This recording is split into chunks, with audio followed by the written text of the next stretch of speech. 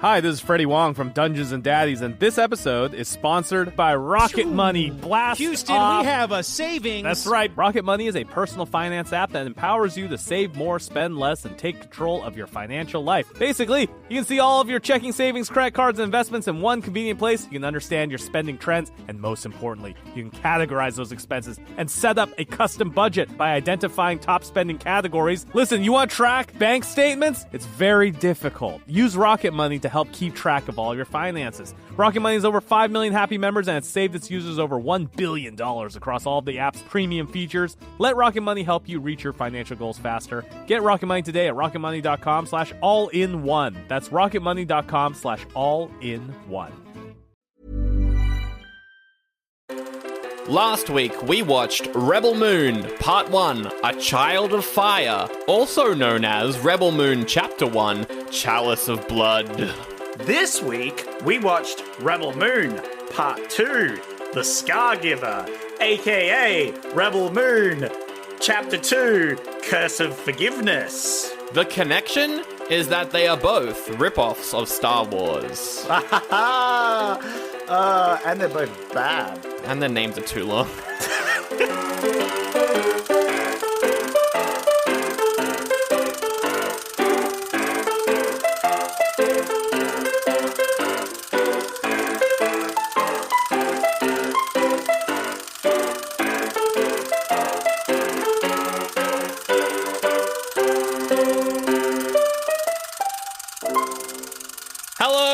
And welcome to yet another episode of Oldie but a Goodie, where we review a movie from recent times, a movie that we have thoughts on and will probably be a long episode. My name is Sandro. I'm joined by Zach. And we have both watched Rebel Moon Part 2. Before anyone says anything, go listen to Part 1. This episode will be inaccessible if you do not. Yeah, this is the director's cut version of this episode, so it's extra long, and it won't make any sense if you haven't watched the previous one. That's right. Zach, we've done it. We've watched both Rebel Moons. Whew. And now you're saying this is going to be a long episode, which it probably will be, but you're saying that because the previous episode was a long one. But here's the thing. A lot of my complaints about this are just the same as the previous one. You know what? You have I feel like I've got some fresh new complaints. Okay. Though. Oh, good. Oh, great. We can keep this one fresh. No, to be fair, I'm going to go on a bold limb. I'm going to say I liked this one more. You liked it more? I liked it more. Do you know why? Because stuff happened. Whoa! Crazy concept! Things fucking happened to the movie. Sure, it took an extra 40 minutes at the start of the thing to get there. It's more than that. It's way more than that. No. Because I don't count the first half an hour / 20 minutes because I enjoyed it. Half an hour, 20. Oh, yeah, that was all right. And then after the first 20 minutes, we did nothing. And then we did stuff. And we'll get to that stuff when we go into spoilers, because we'll do non-spoilers then and then the spoilers. And after watching the first one, yeah, and after watching this one, I have decided that you could smush these movies together, cut out all the shit, and you could probably make like a 2.5 hour pretty good movie. I reckon you could do about 2. I was thinking that while watching it, I was like, this could just be a regular 2-hour blockbuster. There's nothing here that needs to be super long. You don't need to make it this long. No. It's 6.5 hours long. Yeah, here's the thing. I think there's enough of stuff I liked that it can be 2.5, but you wouldn't need... Like, you could even make it 3 hours. It's just like you wouldn't need to. No. But I don't think it would detract it too badly. This being 6 hours total, though, has 3 hours not worth. There's a lot in here that you don't... Even the birds outside don't like it. Exactly. No one likes this. That's not true. There's some people who like this one. I feel like the general consensus is that part 2 is better. I don't know, though. Oh, okay. I think it's slightly better, ever so slightly, because stuff does happen in this. However, I was so disappointed by what did happen in this compared to what I thought would happen that I'm still very negative on this one. That's fair. I was just glad that stuff actually happened. Yeah. And again, I think the way this movie panned out and the way the previous movie panned out, not great.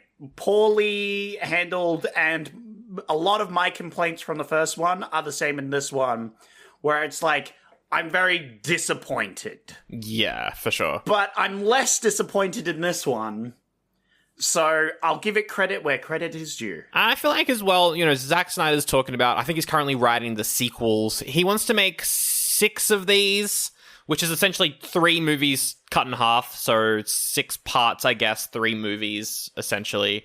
But I'm like, why don't you just make those 3 movies 2.5 hours long each, film them all back to back, and then release the whole trilogy as an actual trilogy and not as a trilogy split into 2? Because, yeah, the content in this movie is probably enough for Act 2 and Act 3 of a regular 2-hour movie. Yeah. And I'm not trying to say that in like I'm trying to cut people's creative vision down or whatever. There's a lot of like long movies that I think deserve to be long. The Lord of the Rings trilogy, obviously. I don't hate it when stuff doesn't happen on screen. All 18 hours of Twin Peaks: The Return, one of the best movies of all time. There's 10-minute sequences of people sweeping the floor, and I eat it up. I'm like, yum, yum, yum. Nothing's happening. You would have rather watched 3 hours of people sweeping the floor than Zack Snyder's Rebel Moon Part 2 director's cut. I would indeed. Yeah, we'll get to most of the stuff in spoilers, I reckon. But you're pretty disappointed by this one. That's pretty fair. I was as well. Here's the thing. I'm not that disappointed. I'm disappointed in, like, retrospect, really. I wasn't disappointed because I had watched the first one and my expectations were about level for this movie. Yeah. So really, in reality, I wasn't disappointed. Okay. But my disappointment has just carried on from the first one. But I was less disappointed in the fact that stuff actually happened. And, once again, there was a few key stuff that I really enjoyed. That's fair. And I would say there was more enjoyment in this one. I laughed out loud at one point. Okay. Was it meant to be comedic or not?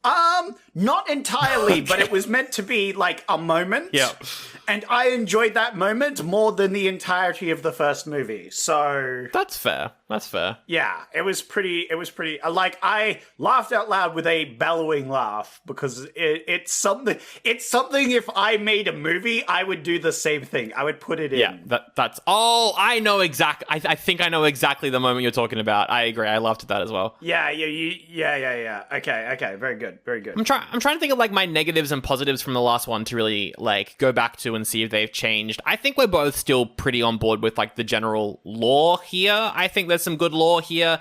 The movie before the movie is a better movie. I'm glad we got like we finished off the fucking first movie story arcs. Yeah, exactly. Like that's something I'm glad this movie did because we kind of were left out a bit of information. Yes. Although, because were these movies released back to back on Netflix? No. They were, so part 1 and part 2 were released with maybe like 6 months in between, and then 6 months after part 2 came out, then the director's cuts for both came out on the same day. Yeah. I'm definitely not a fan of like the information that was let out of the first one being sort of like revealed in here, but I'm glad it was eventually so we could get to the full picture sort of thing, and I appreciated it. Yeah.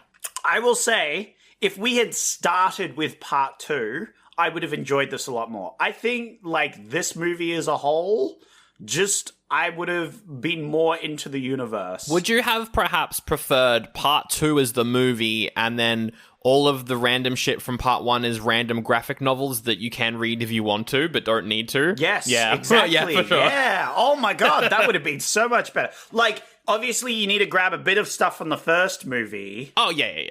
The first, like, half hour, probably. I wouldn't even say the first half hour, because there's a lot of garbage that was in the first half hour. True. No, I mean, you grab like half an hour of footage total from the first movie. Yeah. And you put it into this movie.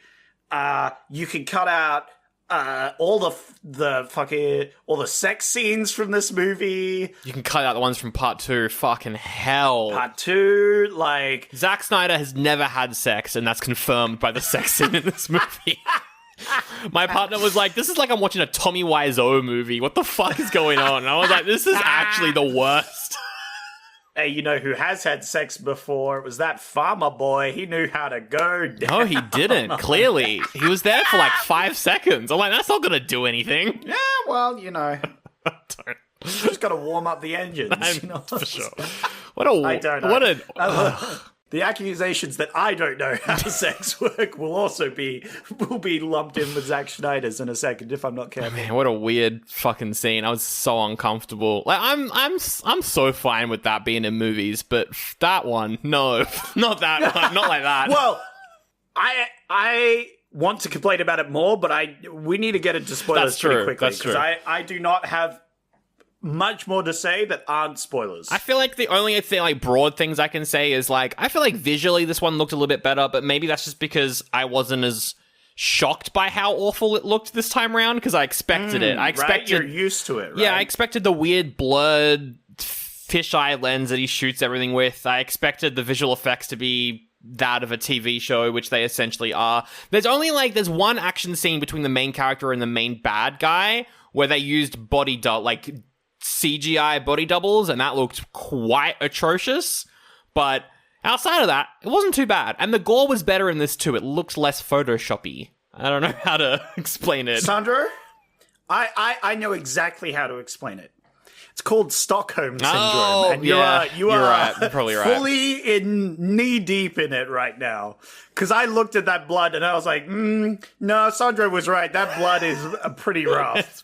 It's pretty bad in some points. But there's like some points here where like a face gets smushed in. It looks pretty good. So, I don't know. Which brings up another point. Did you notice any of the points I brought up in the last movie? Nothing happened. I recognize that point that you brought up constantly. Mm-hmm. Yep. What were some other points that you had brought up?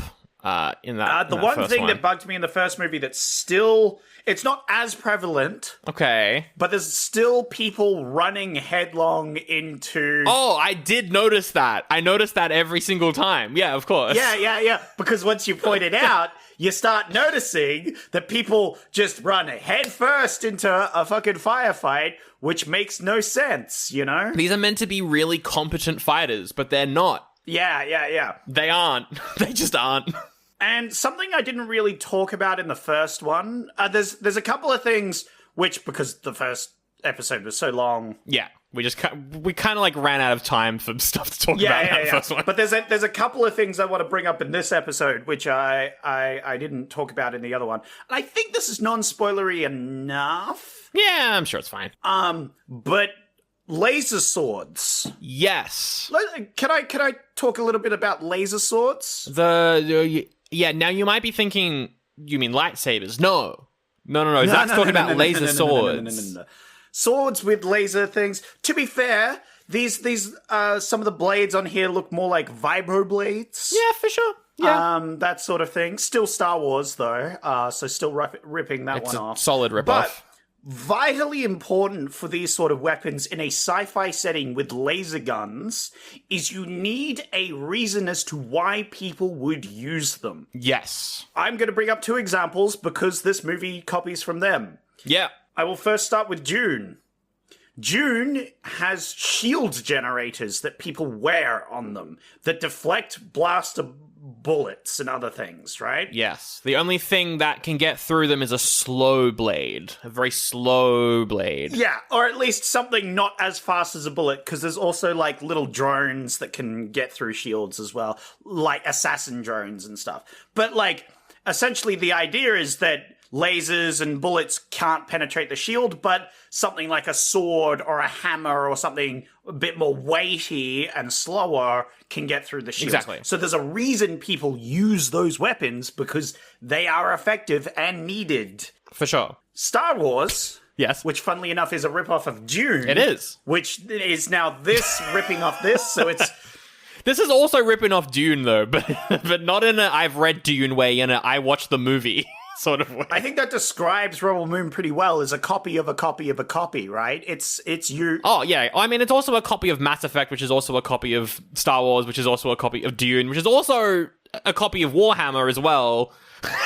Right? Like, so I think... If you think about it, that's really where Rebel Moon's problems start to arise. It's like the DNA of the original thing has degraded so much, it doesn't make any sense. Because in Star Wars, they use lightsabers.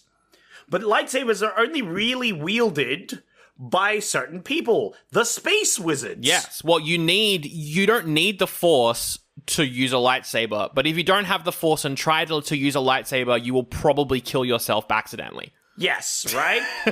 and the lightsaber is useful because it can deflect laser bolts. Exactly. If you have the Force and are able to, like, micro-see the future and deflect bolts, right? Yeah. That means that instead of running around with a melee weapon and getting shot, you're running around with a melee weapon and are invincible to blaster fire, and therefore can go in and blitz a whole bunch of things, right? Yeah. So you got your space wizards with swords. It makes sense in that context, right? Yes. But we get to Rebel Moon, and people are using melee weapons. Yes. Some are.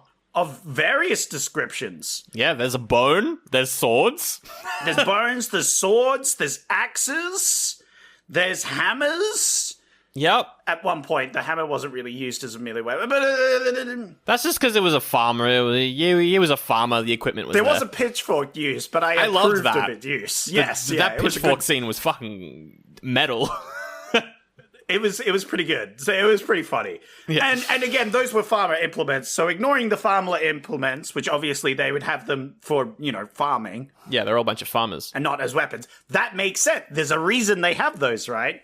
These other melee weapons, we get zero explanation as to why they are used. We get zero reason as to why they were used. And every time they are on screen, all I can think about is, why don't you just pick up a gun and shoot them? You're talking specifically, I think, about the character of Nemesis, aren't you? No, because here's the thing. In the scene that she's fighting people, the bad guys come up with her with blades. That's true, actually, so it makes sense, for sure. And also, like, her lore, we do get some extra lore on her in this movie, and it kind of explains a little bit more why she's using blades, which was, I will get to her character, which I know you're a fan of, but... I just like the vibe. I think the writing's stupid. I think the vibe is great, but she has been screwed by the writing. Oh, 100%. Because we have never got an explanation as to why people use melee weapons. We don't see why people use melee weapons, and therefore it doesn't make any sense why they're using melee weapons when you can pick up a gun and shoot a person. Especially, like, we got robots in this. They don't use guns, really. They, like, punch people and they use weapons and stuff. But that makes sense because they're robots. Why would you program a robot to shoot someone, if you're making robots? But also, these robots are self-aware as well. I don't fucking know what's going on here. We saw the robots shoot people in the first movie. Did we? Yeah. I forgot the first movie. That's fair. I did too. But he literally picks up a gun and away. No, it's more of he has a whole spiritual thing. I'll excuse him because he's going on a spiritual Jesus quest, right? Yeah. And as we know, Jesus didn't have a gun. Therefore, it makes sense that he doesn't have a gun. No. So I'd like to specify, soldiers do carry melee weapons, but they don't use them at first, right? Your first priority is to use the gun. Yes. Let's go real life allegory. Soldiers carry around guns to kill people, and then last resort, you have like a knife or something. But the knife is also a tool that they can use exactly to, make a fire or chop something or cut something. It has other uses other than its melee defense. Whereas in this one, it's like they just go straight for melee for some reason, even though in terms of the universe, it doesn't really make any sense. The problem is we've just not gotten an explanation as to why. We're not shown, we're not demonstrated. There isn't just anything that we can really grasp to. Because I'm looking for those straws. I'm looking for the little strings to just grasp onto. So I can, in my mind, explain it all away, but I just haven't been given anything. And I think that's really a fundamental problem of this movie and the previous movie is the polish isn't there. Oh, 100%. The movie's there, but it's just missing a lot of the polish, and so there's just a lot of cracks that are showing throughout, and it's a bit disappointing in that matter. I think as well, I was talking to Zach Rose a little bit about this because he's watched both versions of both movies for some reason. I don't know what possessed the man. I don't know what possessed the man to watch both versions of these movies. I mean, we've watched it, so can we really judge? You know, yeah, but he's watched the PG cuts as well. Oh my god! All right, yeah, exactly. And he doesn't like them, obviously, but he watched them, and he had a really good point, which was. And it's a problem with most of Zack Snyder's work. Zack Snyder doesn't understand, when he's making a genre movie, he doesn't understand what makes the genre cool. He just wants to do something in the genre. He's like, I want to do a superhero movie. Why do people like superhero movies? I don't fucking care. I'm going to make a superhero movie. I want to make a Star Wars. Why do people like Star Wars? It's because of the the lore and the atmosphere and the adventure and the fun and all the characters are fun and they're archetypes, but they're fun and it's stupid and whatever. And he's like, I don't care. I just want to make a Star Wars movie. So he just makes a Star Wars movie. Like, Zack Snyder does stuff because he's like, this will look cool. And then he never really goes any further than that when he's coming up with ideas outside of like, this will look cool. You know what I mean? Which is fine. You can do stuff like that. Like, again, going back to Twin Peaks, half of that is just David Lynch being like, I had a dream. This will look cool. And then they, like, write a reason as to why it happened, like, 3 episodes later. But it's different when you're doing a genre like sci-fi because you need reasons or else it's going to fall flat completely. Yeah. Well, sci-fi nerds will just pick it apart if you don't have an explanation for things in your movies. Well, exactly. Or at least hints as to explanations, because nerds will also come to the defense of movies. That's true. But if you have nothing for them to pull up as evidence, then they can't defend it. Exactly. And like, yeah, that's definitely a big problem with this, is it's just like, it's a bunch of stuff that he thinks looks cool, and the substance here is pretty minimal at best. Thinking about it now, though, I will have to say, before we give this scores, I have something to admit, Sandro. What is that? I am kind of looking forward to a little more in this universe. I'm not gonna lie. If they come out with a little more, I kind of want to watch it. I don't even know if they're gonna make more, but they might. I don't know. You know what, Sandro? I hope they do. And the reason for that is I consider both of these movies just the introduction. Yes. And we had a lot of development. It's true. Of characters throughout these two things. And I would say, like, obviously we've complained about it being too long and all these other things. But now that we've gone through it, it is like we've been through an introduction. Yeah. And characters have had stuff happen to them and other things. Yeah. Stuff has happened. So I might be coping, but the next movie could be good, Sandro. Like, Zach, I don't know. The next movie could be good. They could finally just ignore the whole like character development thing and just try and make a fucking movie, right? I just wanted to, like, I don't want to spoil the plot of this movie too much. I just want an actual adventure. That's all I want. I just want an actual... That's what I'm saying. They might be able to do an actual adventure now that this stupid story arc is done, right? It feels like they're actually gonna maybe do it... Like, it feels like we've finally gotten past the first 2 hours of The Hobbit, and now the quest is actually starting. Don't bring up The Hobbit with me ever again. I would rather watch The Hobbit than Rebel Moon, and that's big... That's fair. First off, that's fair. I have personal hatred for The Hobbit for it sucks. New Zealand reasons. Oh, what do you mean? It completely ruined the New Zealand economy, that trilogy of movies. Yeah. But, like, and, you know, it's my favorite book of all time, and therefore any movie that was made was going to be a disappointment in my eyes. But true. Especially so. I mean...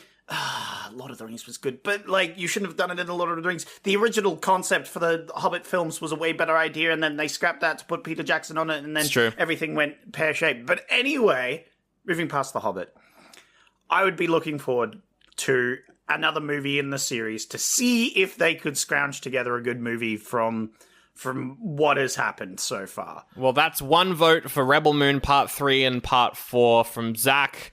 I will say this. If it comes out and we're doing the podcast and it's an option, I will watch it. Yeah, that's right.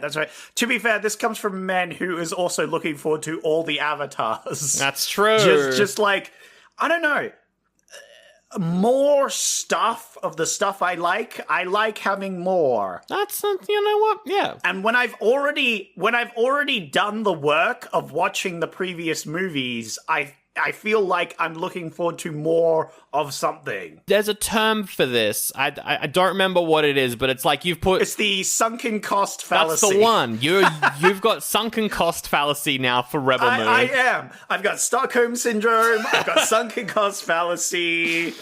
Yeah, it's a disaster over here, but I would be suckered into watching those for sure. All right. But on that note, are you going to give this one, though, Part 2, an oldie or a goodie? Well, here's the thing. On the previous one, I said it was very mid for me. Yes. This one, I said, is also better than that. Is it better than mid, though? I don't know. Like, being better than mid can still just be mid. Yeah, it's still pretty mid, but I did enjoy it a lot more. The problem was, I was also super bored. Yes. So I can't in good faith give it a goodie, which is a shame because I was so bored throughout this movie. Because essentially it felt like a 6-hour movie because I had watched the previous 3 hours and... Exactly, yeah. Things. But I did like it more. And in that aspect, it's earned a goodie. But in my heart of hearts, I cannot give it a goodie. Yeah. I don't think. Yeah. But I still think it's better than the previous one. Okay, that's a fair asterisk to add on there. So maybe it's like the previous one was a 2.5 for me. This is a 2.5, but if I put it in a 3, that puts it onto goodie aspect. So it's like 2.5 with a heart. Yes, I've given so many goodies like 3 stars. No, oldies 3 stars though. Oh really? Okay. Yeah. I don't know. I'll say it's definitely better, but I'll still give it an oldie. Okay. Because it does a lot better, but it doesn't quite fix all the problems for me. That's fair. But I feel bad, but on the other hand, I don't. For me, I agree with you in that it's better, but I think it's like a 0.01% better. I think it's only slightly better. I was like putting together like a list, because technically both of these came out in 2024. So I was like, I can add them to my 2024 ranked movies list. And I was like, nice. Are there any movies that I would put in between these two in terms of quality? And no, they sit right next to each other for me. Part 2 is higher, but they're right next to each other. There's nothing else that really would separate them. Oh, you would put Part 2 higher? I would put Part 2 higher, but I would still put them right next to each other in a list. Yeah, for sure. I don't think that they're that much better. For me, personally, there might be things that go in between these movies. Okay. You can say Kraven the Hunter. That's fair. No. It's what are you talking about? Rebel Moon's nowhere near the top of my list, Sarge. Man, I need to watch that, actually. I'm looking forward to watching Kraven the Hunter. I'm not, and I haven't seen it, and I won't. That's fair. I already did more beer. I could do a drunk watch party, actually. That's Never true. mind. We should have gone to the movies to just laugh at it the whole time, but unfortunately, that would've been good. It was out at a bad time. Anyway, I'm going to give this an oldie as well. This is definitely an oldie for me as well. And that is Rebel Moon Part 2. And now we will move into spoilers, because Zach, here's a bit of a kablamo for you.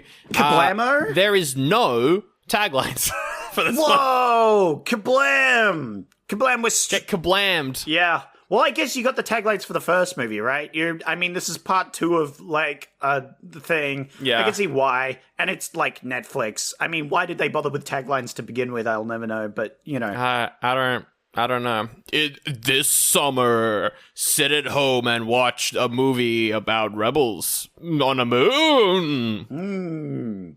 Rebel Moon Part 2 Director's Cut. Something actually happens. Full stop. I give that a thumbs up. Yeah. Rebel Moon Part 2. We finally finish up character development. The time has finally come. It has been 2 years in the making, but finally, I'm Sally McSeller, I'm an American, and I'm here to tell you that Sandro and Zach have finished the Friday the 13th series over on Patreon. They've done all 12 movies, and they're wrapping it up this month with the brand new episode on Friday the 13th, 2009, the remake produced by Michael Bay. Here's a clip. It annoyed me because they had the rehash of the plot at the very start. You had that little cutscene where we see Mum die. Yeah, they reshoot the ending of the original movie with Mum. And then later on they have a character talk about it and repeat the intro again. And I was like, I know, you just showed me that movie. You don't need to tell me again. No, but Zach, it was funny in that scene because they were sitting around a campfire talking about it. So it was meta, actually. Well, that sure sounds like it was a fun review. A fun watch? I don't know. You'll have to listen in to find out if it's a good one at patreon.com/oldie-but-a-goodie-pod, where you can get all 12 episodes of the Friday the 13th mega series by Sandro and Zach. So many highs and probably even more lows. You can also get ad-free episodes up there. That's patreon.com/oldie-but-a-goodie-pod. And if you just want the Friday the 13th series, it's currently all in one collection, a little bit cheaper than usual, so go check that out. I've run out of music, so I'm gonna go now. I'm an American. Yeehaw! Alright, spoilers. Hello, and welcome to the spoiler section of the bloody podcast, where we are spoiling Rebel Moon Part 2. I don't know, we should go through from the start to the end like we did last time, because I think that's probably a good idea. Yes. We can get the first hour and a half out of the way. Nothing fucking happens. Okay. I wholeheartly agree with you, except for the first 20 minutes, which I kind of liked. The first 20 minutes, was that the we had the king flashback thing. We had the flashbacks. We finished off the stupid arc that they started in the first one for Stardust over here. Scargiver. Main character, Korra. Yeah, the main... The Legend of Korra, yeah. Yeah, sorry. Yeah, my bad. Because we were teased that she had killed the previous king or everything. Yeah. And we finally see that sort of thing where we have a flashback, which I thought was pretty good. I've got some issues with it, but I'll say them after you finish.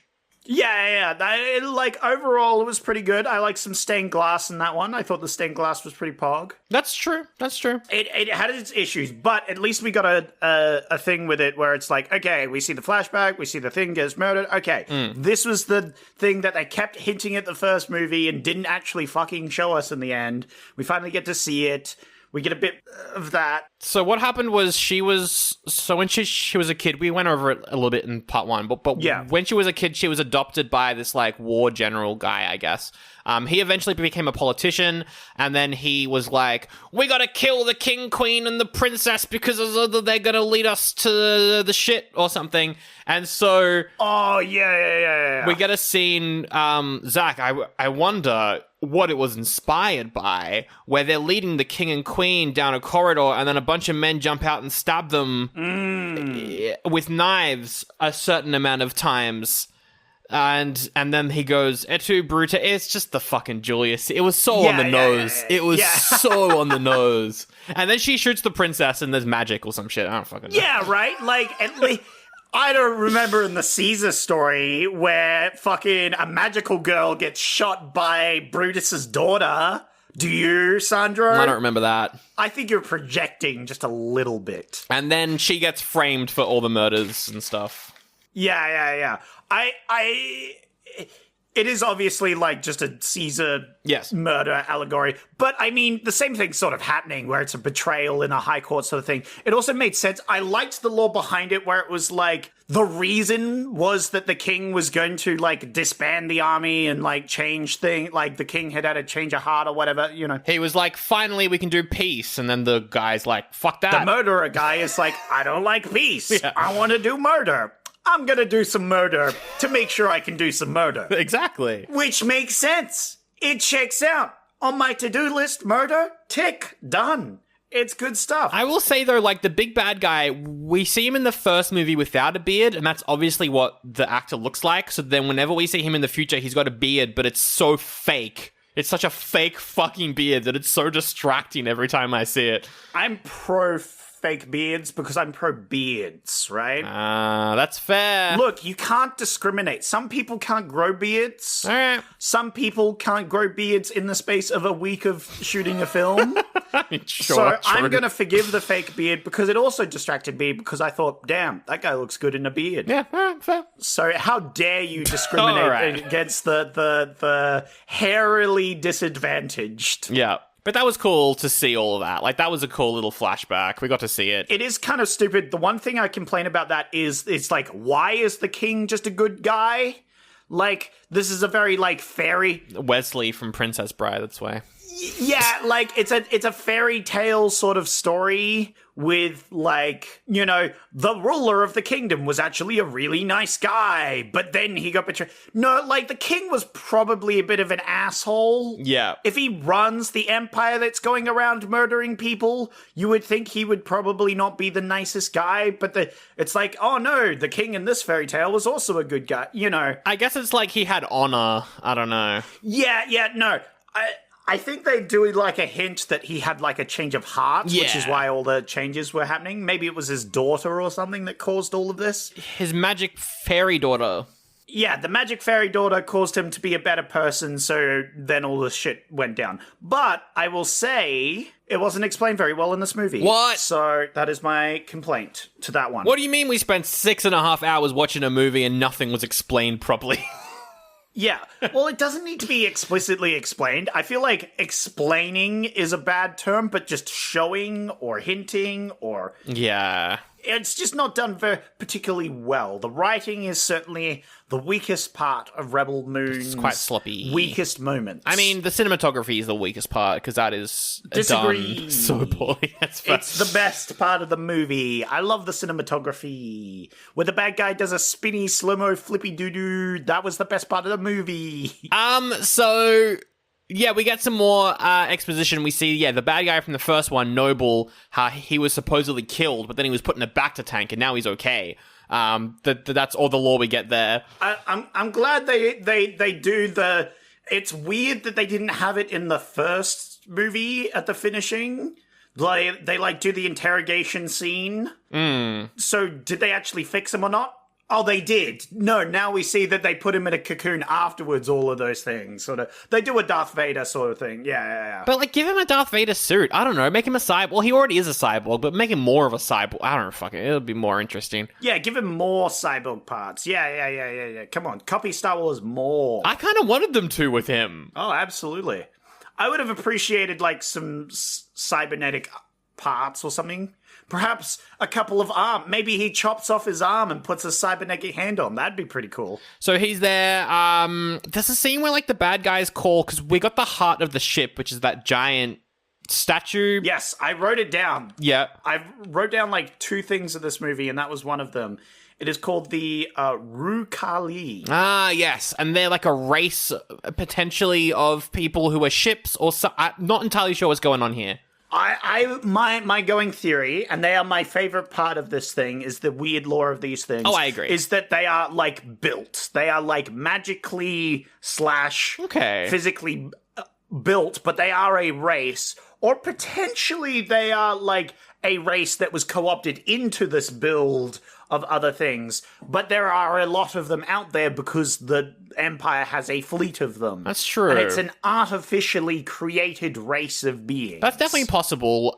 We don't see, like, there's a scene where our main character goes to blow it up and she has, like, a dream where it comes to life and says stuff to her. It says stuff to her just like the princess. Almost word for word what the princess said to her right before she killed the princess. So I'm like, did the princess's soul go into the ship or something? Is that what this is? I don't know. Oh, no. What if the princess's power comes from the collective, like, thoughts of these ships that are like trying to empower her so she'll improve everything. Maybe. Oh, that's good. I didn't think about that. But we also do know that giants exist in this world because we see a giant skull at one point. We see giant statues of people. So maybe they are just enslaved giants. I don't know. Yeah, that could also be cool. Yeah. There's a lot of things about them which are interesting. I'll say that dream sequence, I knew it was going to come.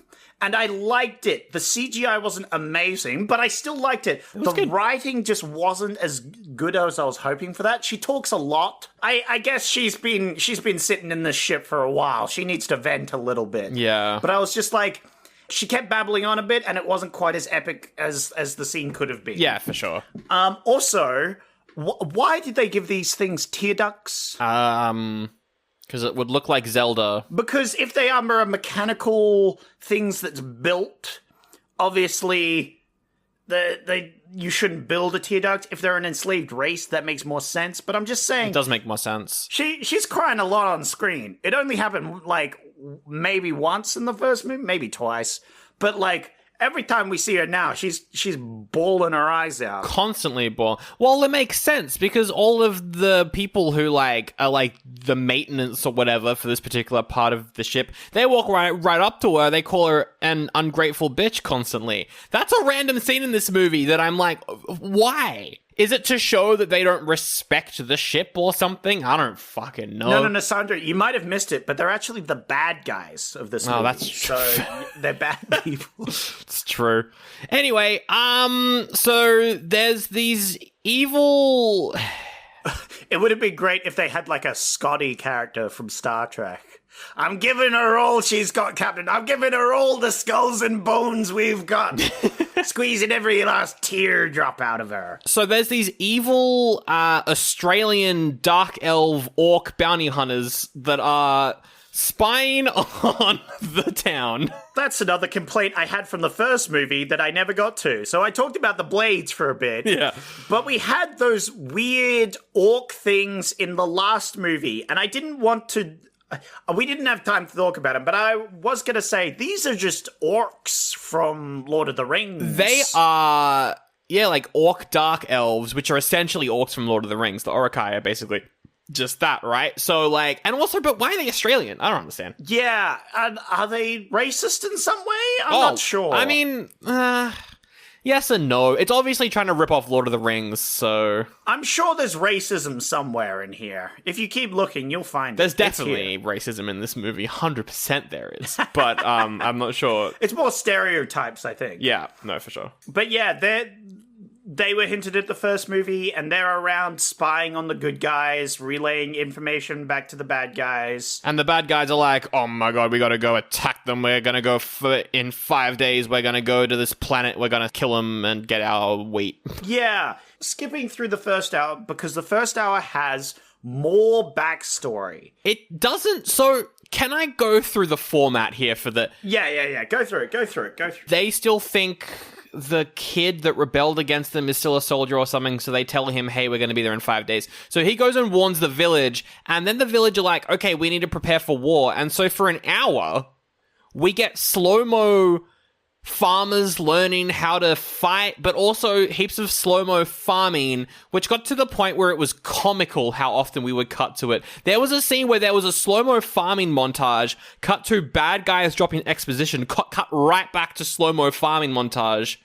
Like, constantly, over and over again, for like 20 minutes. It was hilarious. I was laughing my fucking ass off. But then, we cut to a scene where Titus gathers all of our main characters in like a house. And then we just one by one go through slow-mo flashbacks for all of them. Again? Yeah. So we had some cool intro stuff. We had the thing. But... we have more character backstory, like lore. We know. We've gotten... You spent 3 hours of the previous movie... all you did was try and introduce these characters, and you're putting more shit on it's so dumb. Not only that, but the flashbacks in this are so much better than anything we saw in part 1 as well. So I'm like, just get rid of part 1 and have this be the introductions. Well, that goes into my thing of like, we could have just watched the second movie. The whole first movie is just irrelevant, essentially, at this stage. Like, you didn't need to watch it. But I'll just complain, because there's a couple of things in this that I'm complaining about. So... Well, first off, they don't trust the guy on the ground, the bad guys. They're pretending to trust him. Oh, yeah, of course. Because they have the bad guy leader, which I liked that the good guys think that the general was dead. And they were working under the assumption he was dead. I guess. Because that's a realistic thing that would happen in that scenario. It doesn't really right? affect anything that happens, but that is what they think. It doesn't, but at least they say and do action. At least their actions in that case are natural. What the problem is they go like, okay, we need to go all out farming. We need to prepare for this battle. We need to do this. We only have 5 days to prepare. And then we see them laughing and dancing and singing and doing tapestries and doing backstory shit. And I'm like, what the fuck? That fucking scene right before they're about to go to war and this random villager is like, I used AI to generate some Dragon Age art for all of you characters. Here's some Dragon Age tapestries for all of you. Not the Dragon Age connections don't just end there. The soundtrack to this movie in particular is ripped right out of fucking Dragon Age. Yo, whoa. Sandro, don't diss on Zack Snyder for playing Dragon Age before he filmed the movie. I think that's pretty based. I'm not.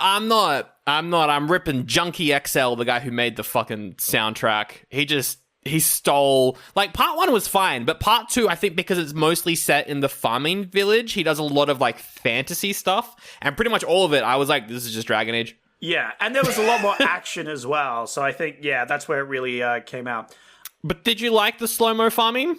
No. Well, the thing is, I didn't mind the slow-mo farming because it made sense as to what because that's literally, they were like, okay, we need to farm for 12 hours a day, 5 days, because they needed to do a month's worth of farming in 5 days. Yes. So they started farming. And then we see all these shots of these characters not farming and slacking off and doing bullshit. I know why he put those scenes in, because he wants you to get attached to the farming people before they all die, right? You build a connection, right? But it's just infuriating that they say, oh, this is super urgent, we need to do all these things, and then there's so much fucking downtime in this movie. Yeah. Fuck you, dude. You can't have both. Choose one, Zack Snyder. Choose one. And the slow-mo farming is fine, but my partner ruined it when she said, why don't they just build a tractor? Because they're doing it all by hand, and they have sci-fi shit, so... We saw in the first movie, Sandro, the Imperials offered them sci-fi stuff, and they said no. Oh, they're because too proud. They're traditional. Yes, they're too proud. Although in this case, a tractor might have been pertinent. That's true. You're going to all die, maybe just for one season, get a fucking tractor. Maybe they didn't have time to go get a tractor. Maybe all these things. Maybe. Look, it was dumb. Discussions should have been had about that and not... Yep. More character development of these characters that we spent 3 hours character developing for, right? Not that character development was bad, it was just misplaced in this movie because we'd already seen 3 hours of it, right? As you said, we could have just had these character developments in this movie and ignored the entirety of the first movie. Yep. But instead we have to watch it now, and because we've watched 3 hours of character development already... I don't know about you, but I was a little bored watching this character development. And, this is the first 90 minutes of the movie, by the way. Pretty much bang on 90 minutes is this. And I got to a point where I was so fucking bored out of my mind. I was, just incredibly bored. But the extra character lore we get Titus's first. All his men were killed. Okay, that's that one done. That needed to be 10 minutes long. He already said that, I'm pretty sure. We see it happen, which is nicer. I wish... I don't know. I wish we had seen it before. His character at least does something in this movie, unlike the previous movie where he literally didn't do anything. Yeah. In this movie, he does do stuff by teaching them essentially guerrilla warfare. Yep. Which is based, I think. I guess. I'm not sure. But it at least does something in this film. We'll get to that when the fighting actually starts. For sure.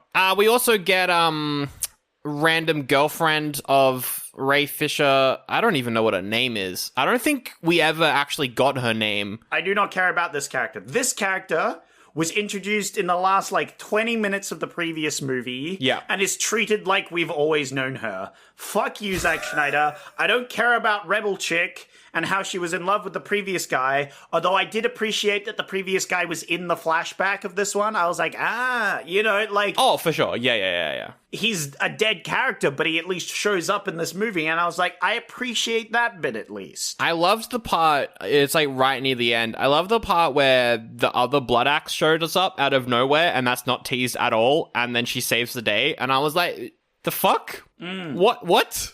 Why? It was so stupid. Anyway, she gets some random flashback. We get Nemesis flashback. She was a mother, and her entire village was burned, and so she was like, I need to get revenge. Let me go get these revenge robot hands, cut off my hands, replace them with revenge robot hands, and then I'll go kill everyone. Because she's not good at fighting, because the robot hands do the fighting for... I liked this lore, where she's like, she actively has to make the decision to cut off her hands to put robot hands on to make her good at fighting. It's a good concept, executed very poorly.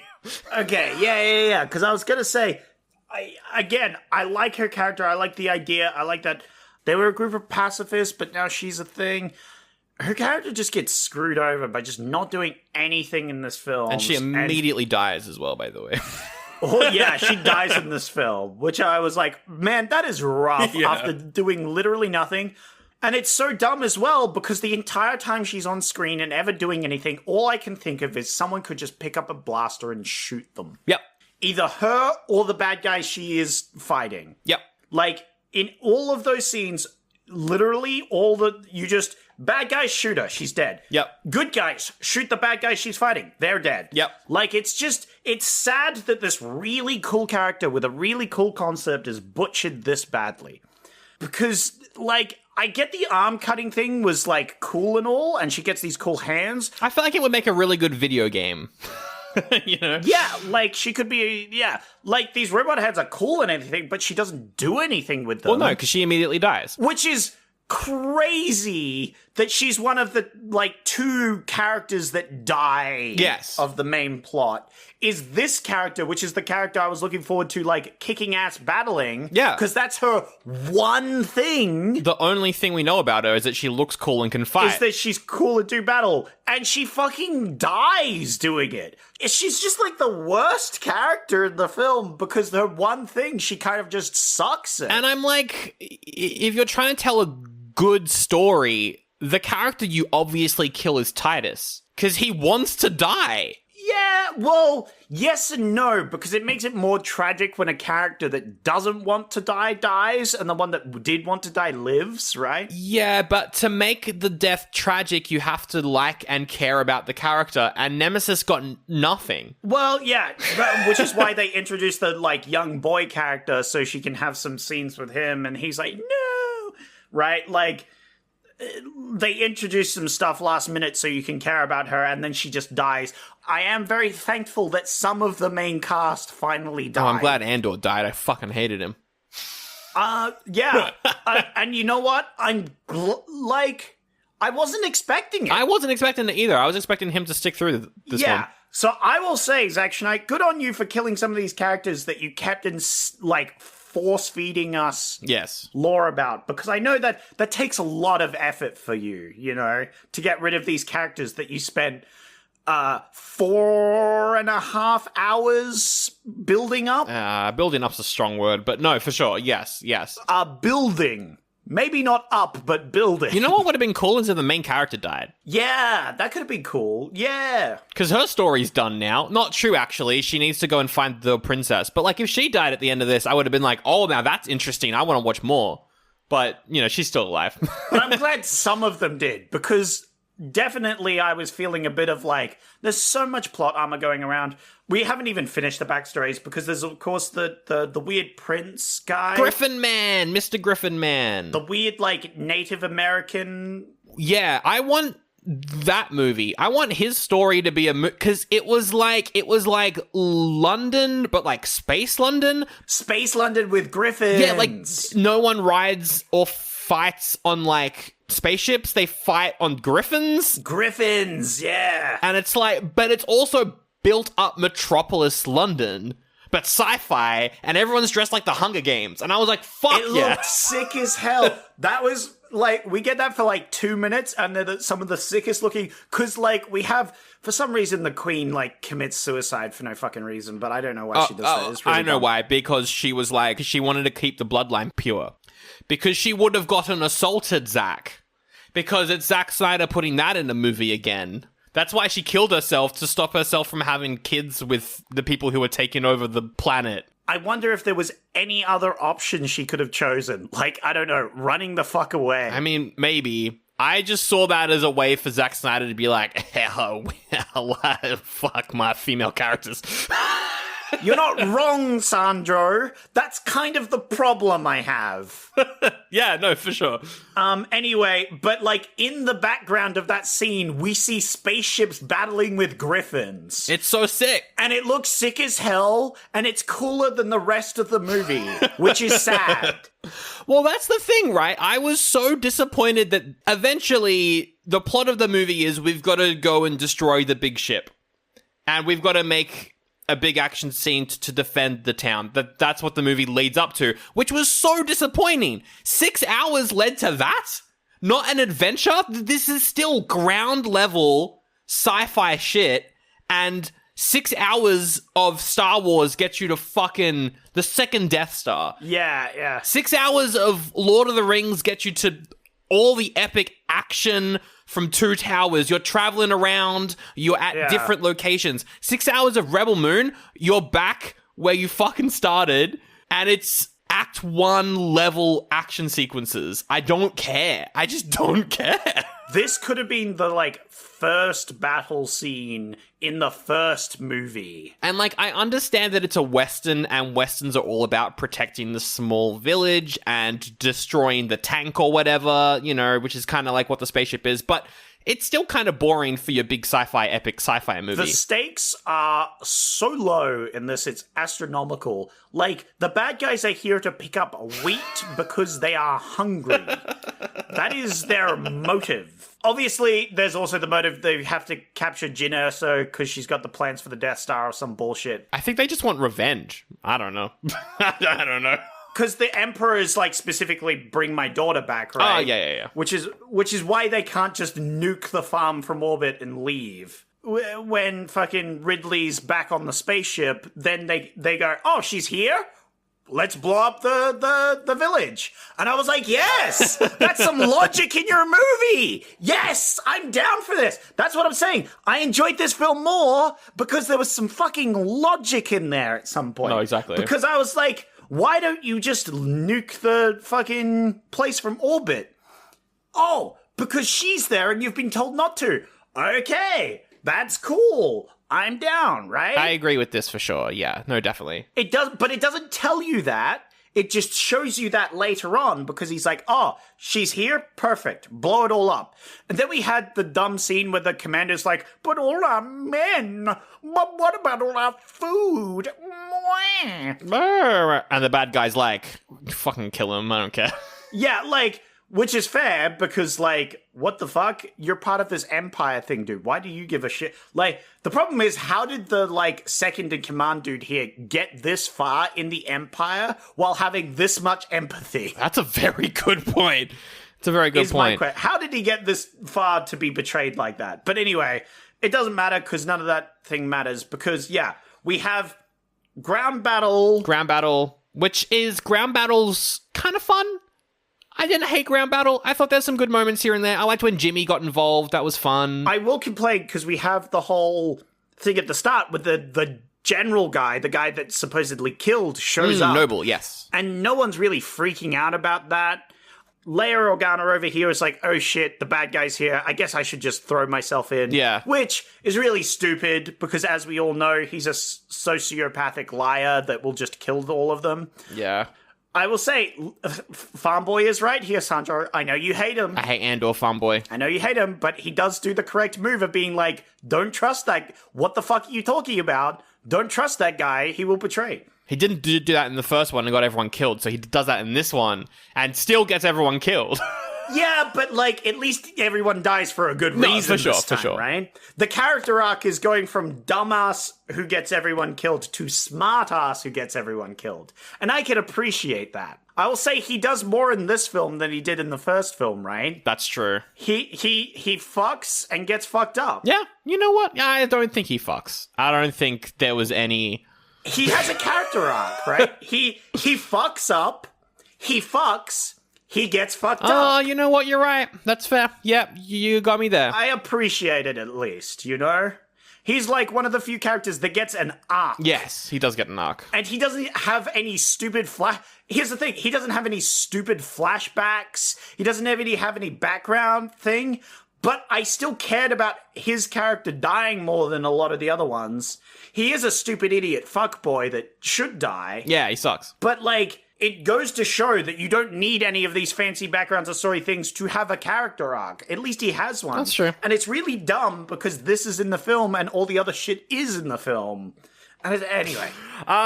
So, yeah, and then, we get ground battle, and then Korra, Andor, and... No, just those two. They go up to the ship to blow up the ship from the inside or whatever, which was a fun sequence where they're, like, they pretend that they're damaged to, like, be taken in by medics. I didn't like this, though. They brutally murder a lot of the people on the ship who aren't framed as bad guys. So, like, medics, for example. Medics... You don't kill medics. Are you saying they did a little war crime, Sandro? They do a bunch of war crimes in this. A little war crime? Because I don't know if you noticed, but they're doing guerrilla warfare down there. And most of the things down there were war crimes. They do a lot of fucking war crimes. I will say it's very Andor of them to do a little war crimes, because you see Rebels gotta do... That's true. Rebel Moon. Rebels gotta do a little fighting dirty, and they definitely do. I will agree with you, but I say killing medics is good in your movie because it shows that there are shades of grey. Yeah, I just feel like the shades of grey were forced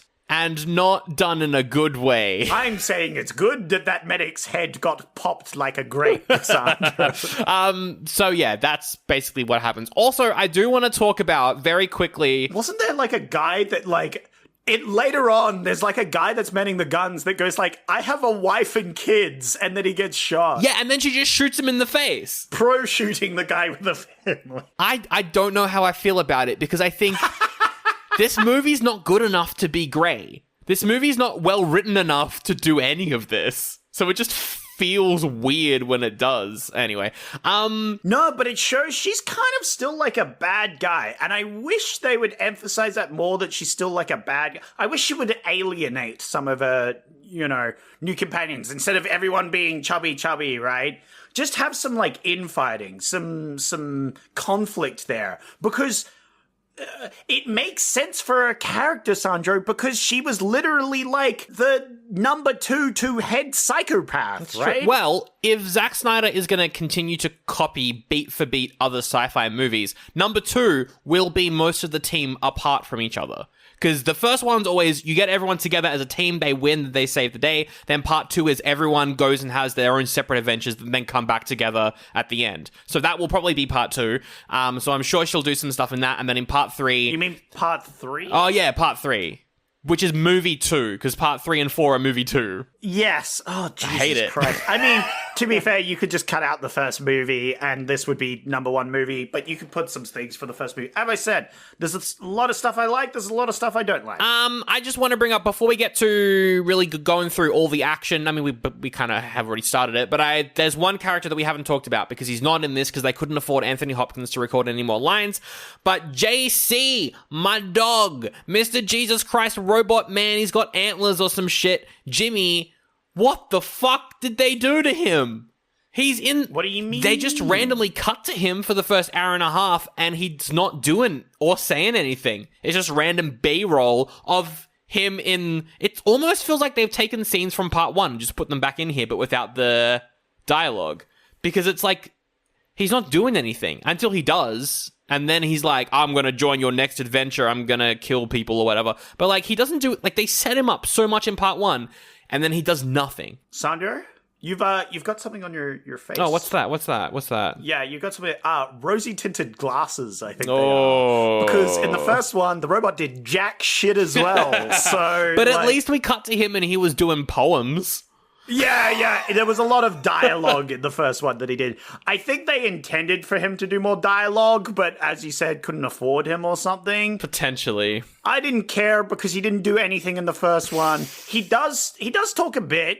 And, like... He kills a couple people. Yeah, he's definitely sidelined in this movie. He does have a moment where he kills the orc boys, right? Which is important. That's true. Because the orc were about to report the shuttle that the rebels have. And the rebels have this shuttle, which we're just about to talk to about their, like, little thing on the thing. Yeah, they pretend it's crashing so they can go up to the mothership or whatever. Yeah. We'll talk about that in a second. But yeah, the robot guy, he doesn't really do much in this film. He does go into melee combat against some people with guns, which, again, annoys me. But at least he's like a crazy robot man, so he has an excuse. Like, he could resist blaster bolts. Yes. So I guess that makes more sense for him to be in melee. I don't know.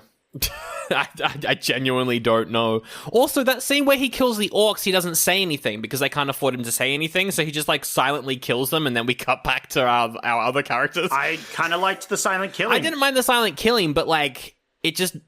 Because I think I was thinking so much about how they made this, not necessarily about the context of the movie itself, like, story-wise. Sandro, you need to live in the moment. I can't with this, because I'm thinking about how badly written it is. Yeah. Look, I didn't mind his character in this film because he gets kind of sidelined, so he doesn't do anything, so there's nothing for me to complain about. That's true. I thought the scenes he were in were fine, and I'm looking forward to seeing more of him in the next movie they don't make. Yeah, and where he's recast, and Alan Tudyk from Rogue One plays him. I'd be fine with that. They pretend their ship's crashing and go up to the mothership, they kill some medics, and then once they get there and they're found out to be there, the bad guys are like, we're gonna nuke the town. This is my favorite thing in the film because they do something that's very, like, rebel pill. Yes. Like, they actually do something that I could believe could happen because they're doing espionage, essentially, which is pretty much the only way a rebel group can do anything to an empire. Pretty much. Right? Is being... You have your one advantage is being sneaky and doing espionage. Yes. The one thing you can do to win a battle scenario versus the Empire is guerrilla tactics. So they at least do the things that make sense in that, which in the first movie I don't think they did so much. But at least a lot of the things in this movie, not a lot of things didn't, but a lot of the things made sense in this movie. Yeah, I agree with you. Which I appreciated. That's what made me enjoy this one more. Because, yeah, they have this captured ship that they got earlier that they use to pretend it's broken. They put, like, a little smoke bomb. Yeah. To, like, pretend that the ship's broken and smoking. Yeah. They call up and they're like, we need help. And then they're like, we're going to get medics on it. We'll bring you into Hangar 1. Yeah, we see them have, like, a thing of blood, and they're putting, like, blood on themselves. I was questioning where they got that from. I was like, did they collect it from soldiers, or is it, like, horse blood? No, they had a lot of dead soldiers from the first movie around. I'm sure they could siphon off a bit. I was just down because I'm like, this is actually... What happened to the movie? Because this is kind of cool, though. And, like, here's the thing as well. You know, Zack Snyder's previous movie, Army of the Dead, I thought was shit. But some of the good parts of it were because that was also, like, it was a heist movie in Las Vegas during a zombie apocalypse. That's the premise of that movie. And the heist stuff in that movie was fucking awesome. So I'm like, Zack Snyder, just make a straight heist movie. Just turn into Guy Ritchie, and you'll be great. Because, yeah, Because suddenly we're going into, like, details that make sense. One, they have the smoke bomb to trick them. Yeah. And they're like, oh, man, our comms and other things are down. We need help, you know, this sort of thing. And the Empire ship is like, okay, we'll send you to the hangar bay. We'll send some medic. It's like, all of this stuff makes sense. They're putting on, like, fake blood to pretend they're injured. It's like, whoa, suddenly we're getting details to make this whole thing make sense. It's like you could see where the story writing, like, brain power went is here and not, like, earlier. And so... Sorry. My partner just sent me an Amazon link for lifelike Garfield pillows. And I feel like people should know that on the podcast. Nice. I think that's relevant. Anyway, sorry, I interrupted you by just laughing out of nowhere. Yeah. And so they're infiltrating the ship. I'm going to do a meanwhile. Okay, yeah, meanwhile. Because we have the battlefield, right? Which was cool. Yeah, on the battlefield, we have General Fuckboy. Titus. Mr. Titus, man. I'm a Titus. Wait, or do you mean the bad guy? They're both generals, so you could take it either way. Darth Vader and Titus. Yeah, Darth Vader and Screams a lot. Yeah. Screams a lot. He at least has his character arc of setting up all the guerrilla tactics. I liked how he was teaching everyone. I thought it was cool. Yeah, which makes sense for his character. And then in combat, he's really stupid, though, which is annoying. I mean, everyone is. Though. But it's annoying because he has guns and he likes doing melee, and whenever he has a victory, he just screams a lot. And it's stupid. I get it's cinematic, but it's stupid, and I hate it. Yeah. Have someone that's, like, calm and while everyone's cheering, he's keeping an eye out. And he's the one that spots as the troops on the horizon and is like, Yeah. whoa, stop your celebrating. We're still fighting, you know. Exactly. Instead, he's just one of the boys, essentially, which doesn't make any sense. I hated it. You had Native American trope guy. He's running out with... What does he do? He has tomahawks that he runs out with and chops people up, and he yells and screams as well. He has like a group of his own force that he runs in, and he has like a moment where he's like, let us go, and they're like, to die, and he's like, save the dying for the enemy, and then that guide who dies, like immediately dies, which I thought was quite funny. And also, like, that actor is, I mean, he's Southeast Asian and Russian, so he's not at all Native American. So it does feel racist, right? Yes, very much so. He is the most egregious in the, like, this is a stereotype, it feels racist. Yes. We do see some, like, trench warfare, which I think is some of the best action scenes because... I liked it a lot. It has people taking cover, which a lot of the fight scenes we don't see, which annoyed me. Yes. Because that's what a firefight should be. A lot of people taking cover, pot shots, random people getting taken out, and then maybe you get into melee. Do you know where you do actually get into melee in modern warfare? In the trenches. In the trenches. It's the one time where I'll excuse a little bit of melee combat because it's the one time where you can't really shoot a person because they're around a corner in a trench. Like, you're literally a foot away. The best thing is to just chop them. And most of the time for the trenches scenes, it's Darth Vader. Yeah, I mean, he does a Rogue One. Yeah. He goes through a trench, kills a bunch of people in, like, smooth ways, kills them all. We get some regular soldiers down there, but it's mostly him in the trenches, I think. The problem with him is that he's not Darth Vader. No, he looks like a British rapper. Funny. Hilarious comment by Sandra there. But Darth Vader is, once again, a space wizard. Yes. With a lightsaber who can deflect lasers. But not only that, he is in a full suit of battle armor constantly, which can take hits even if he doesn't have force powers to stop them. We see General Fuckboy over here, General Rapper, is just in a uniform, and he's just running in the trenches murdering people who are equipped with guns. Yes. A lot of the characters, and this is a problem throughout this movie and the previous movie a lot, all the main characters are, like, barely protected from just getting shot. And the only reason they don't get shot is because of plot armor. Yes. And it's really annoying because they never are like, hey, this character's, you know, is wearing a shield or something. Like, there's nothing. It's just like, these people got lucky. And it's really irritating. I agree. If you think about it. This scene is really cool, except for the one thing that he's like, he goes and murders a whole bunch of peasants, which looks really cool. It's a cool action scene, but all the peasants have guns, and all it would have taken was one to turn around and just pop him in the head. I was thinking that all throughout this movie, particularly with, like, action scenes with him, because I was just like, how has he not at least been slightly hurt yet? Yeah, just, like, at least have him be shot in the shoulder or something and shrug it off, right? It's like, and I know the idea is Zack Snyder's, like, because he looks so cool, and he's unstoppable, he's this unstoppable cool man, and I'm like, no, it's stupid. It's just stupid. It is really stupid. But it was very entertaining to see him fucking piff a pitchfork at a guy and skewer him. I love the pitchfork scene. So while that's happening, we cut up to the ship. We've got Cora infiltrating the ship. They've found her on the ship, and we get the best fucking line of all time, where this one general goes up to, like, a gunner, and he's like, the Admiral has decided to vaporize the village with the big guns we have here on the ship. I kid you not. That is exactly what he said. I'm not even fucking joking. He says the big guns we have on the ship. they don't come up with a cool sci-fi name for them. They just say big guns. And I was like, what? To be fair, Sandra, that's just boys being boys. Even if they had a regular name, sometimes you just call the big gun the big gun. And this scene's so fucking stupid because she goes to... There's only one guy manning the big gun. She kills them. She kills them all. And then she takes the big gun.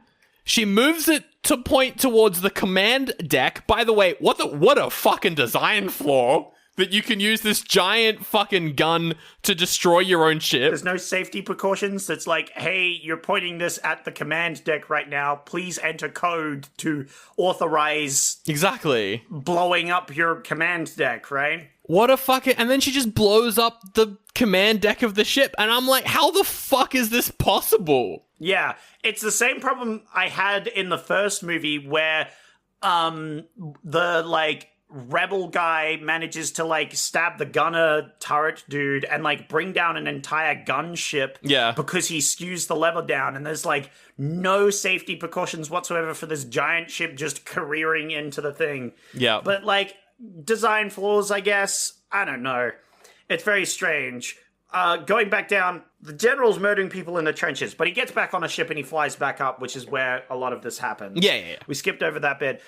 He does have a fight with one other character. I think he was the hunter guy from the first movie, and he manages to kill him in one-on-one combat. Oh, the other guy that Cora had sex with in the first part. Yeah, Mr. Den. I liked him. He's a way better love interest. I prefer that character so much more than... That's because he doesn't have any screen time, Sandro. That's why you prefer him. I just like his vibes. He looks like a cross between David Tennant and Hugh Jackman, and I'm like, fuck yeah! He doesn't do anything. Sandro was dumb for liking this character. Sandro has been suckered in with his rosy glasses and his Stockholm Syndrome into believing this character does anything in these fucking films. He does other nothing. Than fuck the main character one time. Although it is funny that you point that out because, yeah, both the characters that the main character fucked die in this film. They both die. That's a very good point. Also, the two sex scenes are shot pretty much exactly the same, aside from the fact that the guy that she isn't in love with when they have sex, she's on top because she's like, I'm in control of this situation. But when it's Andor... He's on top because she's been submissive because she loves him. I hate it! I hate you, Zack Snyder! I'll say, at least in the first one, they had an excuse for fucking because the leader guy said go and fuck. Yeah, for sure. In this one, they are literally just wasting time fucking. Although, to be fair, it's the thing that makes sense the most to waste time on because it's the things that people would do before they went out and died in a fight. Exactly. That and get drunk. Yeah, and get drunk, except specifically the general guy who gets sober for it. But anyway, that was pretty funny. Stupid. There's some more trench warfare. We see a guy, like, blow himself up. We see the scene that made me laugh out loud quite hard. Is it the Wilhelm scream? Not the Wilhelm scream. Although there might have been a Wilhelm scream. I might have missed it. I think there was. Or that was just another movie that I watched recently. I will say, your favorite character, the hunter dude that the lady fucked in the first film. Mr. Den, yeah. Yeah, Den manages to throw a cluster grenade into one of the ships. Oh, that was funny. and as the pilots are leaving, and the pilot turns around and I quote says, "Oh, damn." Which is it's so funny, and it's straight out of a Star Wars. It feels like a Star Wars joke. It does, right? I laughed out loud. I wasn't expecting it. It's something I would put in the film. 10 out of 10. Would watch the film again just to see that, oh damn. You know what? I agree. Best character in the whole franchise. This one random dude that's like, oh damn. And then dies, right? Oh, yeah. My number one hope for the third movie is we get a 3-hour flashback of this one character. So funny. So then we see the villagers. Noble goes back to the main ship, as you said. The villagers are about to get absolutely decimated, but then the other Blood Axe shows up and she helps save the day or whatever. I don't fucking care. And then Jimmy also rocks up and kills some people. They literally pull a Star Wars, the last couple of movies where they're like, oh, look, the other people have showed up to save us. Everything's hurt. Like, it's such a cop-out. I mean, it's a cliche, like, they do that in Lord of the Rings all the time as well, but at least in those movies, they set up the fact that the rebels know. In this movie, we don't even get one scene where they know what's going on. They just show up out of nowhere, and you're like, oh, okay. Like, it's not earned in this. Yeah, okay. It's a Deus Ex Machina. And they are in other movies. I just feel like I was not happy with this Deus Ex Machina. They could have come up with a better one. That is pretty fair. Or at least, like, tried to set up this one or come up with something better. Like, for sure. I don't know, maybe the Prince dude, because he does really nothing in this apart from, haha, you had sex, or, like, a bit of backstory. Like, maybe he goes off at some point and people don't know why, and then he comes back and he has, like, a fleet of griffins, right? That'd be cool, for sure, yeah. That'd be sick, and he would do something in the film. Yeah. Well, I mean, he is the griffin character, and we only got that one awful Harry Potter sequence in part 1 to explain why he likes griffins. So, fine, who fucking cares? And we see a 2-minute part of this film, which is sick as hell, where we see some griffins. This is the best part of the movie. Yeah, for sure. So anyway, that's the battle on the ground one. Up in space, they're fighting in the ship. Noble's there. We get a little fight between Noble and Cora. The ship's crashing because she shot the ship, so it's crashing slowly. And so we get, beat for beat, the start of Revenge of the Sith, but they're fighting on the ship as it's crashing. Yeah. Another happy landing. Yeah, no, you're right. I did like that. It still doesn't make sense that they don't use blasters, but at least they're in melee combat. Like, I guess because they're falling, so their guns have gone away. These two characters specifically having a melee combat, I didn't have as much problems with because they're both like super soldiers. For sure, right? I agree. Although I didn't like how he essentially wins the fight. He has her pinned up against the wall. He's going to kill her, and then Gunner's like. And sorry. And then Andor's like, I'm going to kill Noble. And he's the one who gets the jump. Cora slices his head in half, but she would have died if it wasn't for Andor, which I don't think makes her character. I just didn't like it. I was like, why is he the one who gets to essentially kill the bad guy? Yeah, you're just a big Gunner hater. It's true. You need to chill the fuck out. You know what? Gunner in the first movie, little bitch baby, but he had an arc at least. He went. That's fair. It's a shitty arc, but at least he had one, and I appreciate. And I think Gunner in the second film can eat pussy and kill the bad guy all he fucking wants, right? Like he eats belly button and. You're not wrong, but still, you're a hater, and I think it's fine. It is kind of silly that he gets both the like. Surprise, like, he's the reason everybody wins is because he does these two things, but, like, whatever, I don't give a shit. I'm just glad we saw, like, a 360 spin move where Noble is, like, flying through the air and he's trying to reach for his blade. I think that's the coolest slow-mo shot in both of these films. There's so much slow-mo that I've forgotten exactly what it looked like, but I remember being like, that's kind of cool. He does like a spin, and it like zooms in and he goes, whoa! I remember being like, lol. It's very stupid, and I appreciated it. Speaking of stupid, she cuts his head in half with a laser sword, and that looked fucking terrible. Like, that actually looked atrociously awful. Yeah, but the ship's blowing up. They gotta leave. They can't animate this too much. They got a whole ship to animate blowing up, so... Anyway, they get off the ship, and then Gunner's dead, and they bury him. And I loved the funeral scene, because they're burying Gunner, and then she's like, all my friends, you fought with me, thank you so much, but I have to tell you my secret. You may think I'm Cora, an orphan who is a farmer, but I'm actually the general soldier person who killed the princess. And then Titus is like, I know. Yeah. And I was like, oh, fuck me. What a dumb... Yeah, that was a dumb ending for that.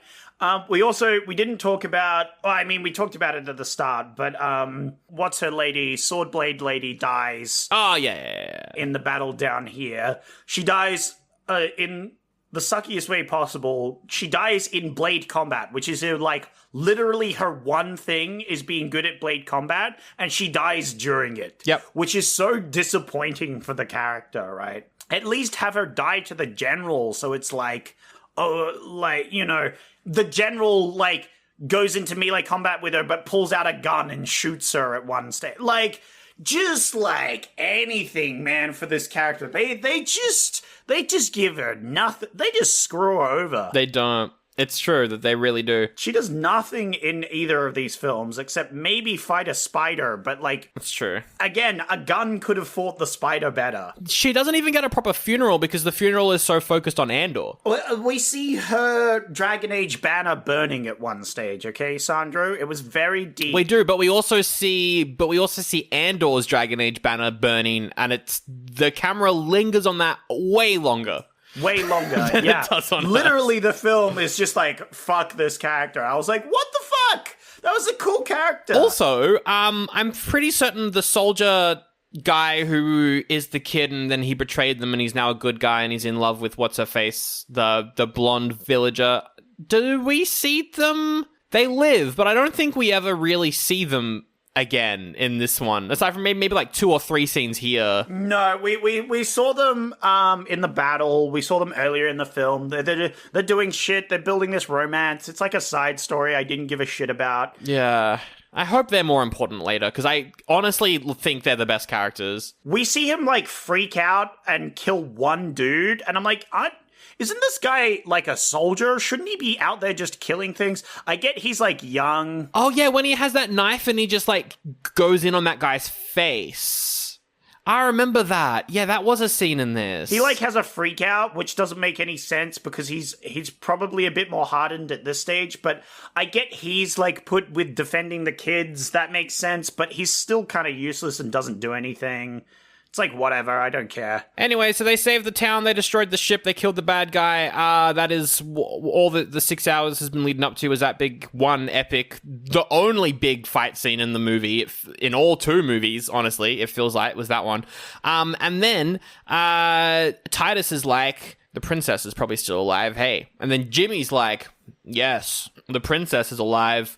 And I will lead you all on an adventure to find the princess. And then it sets up the sequel. They've got to go up against the Nazi king of space and find the princess who is magic. And you know what? At least after 6 hours, we've gotten some fucking character development. It's true. It took them 6 fucking hours. Yes. But they have some character development, so maybe in the next one, and this is me coping just like I coped with the entire Transformers series, that maybe the next one will be good.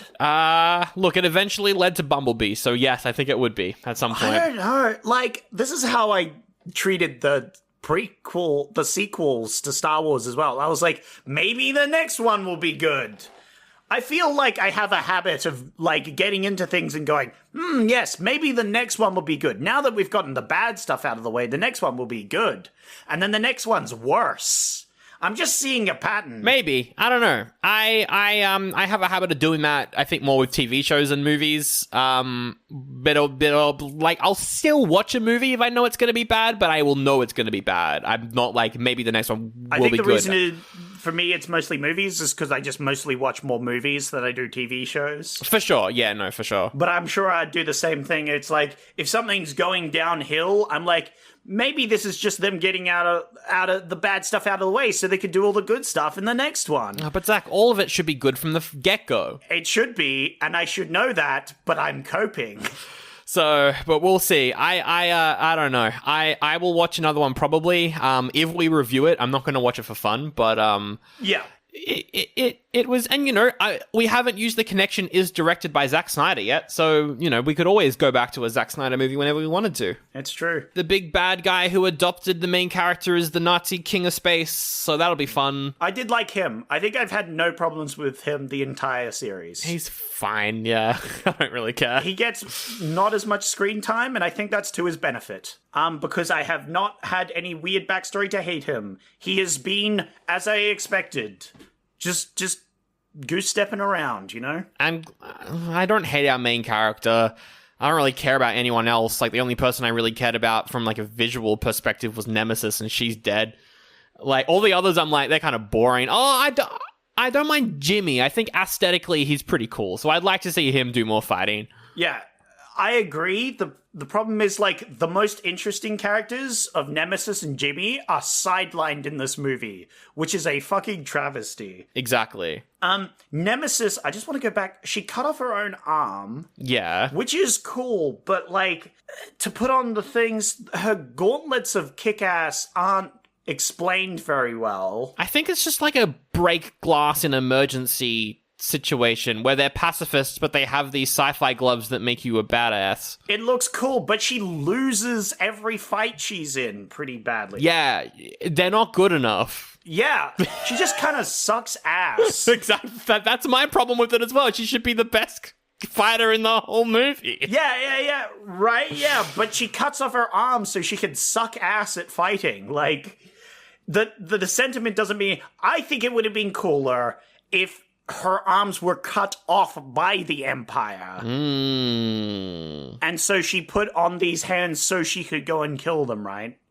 I get the sentiment is she cutting off her own arms is badass, but it's shit on by the fact that she gets shit on. Exactly. And so her sentiment means nothing because she didn't do anything in the end because she gets shit on in every scene. No, exactly. Like, if her arms were forced to cut off and she put them on, she would be more of a tragic character because she didn't choose to have her arms chopped off, right? Yeah, no, for sure. Instead, she's trying to battle against the adversity of her arms getting chopped off. But no, instead she did it to herself and now she's getting shit on. It's dumb.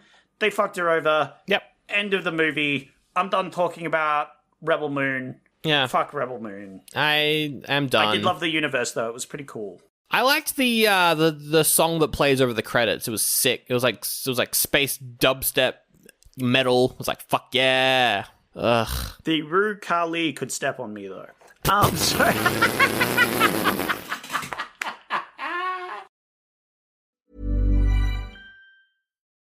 Hi, this is Freddie Wong from Dungeons and Daddies, and this episode is sponsored by Rocket Money. Blast off. Houston, we have a problem, and that's too many subscriptions that I don't know about because I like to put my credit card number into sites. Just for the sheer thrill of it. That's the fundamental problem of the internet and money, and Rocket Money is here to solve that. Rocket Money is a personal finance app that helps find and cancel your unwanted subscriptions, monitors your spending, and helps lower your bills. You can see all those subscriptions that you've accrued over a lifetime of putting your credit card in on the internet in one place. And if you don't want them, just cancel them. With a few taps, Rocket Money can help with that. Rocket Money has over 5 million users and has saved a total of $500 million in canceled subscriptions, saving members up to $740 a year when using all the app's premium features. Stop wasting money on things you don't use. Cancel your unwanted subscriptions by going to rocketmoney.com/cancel subs. That's rocketmoney.com/cancel subs, not submarines.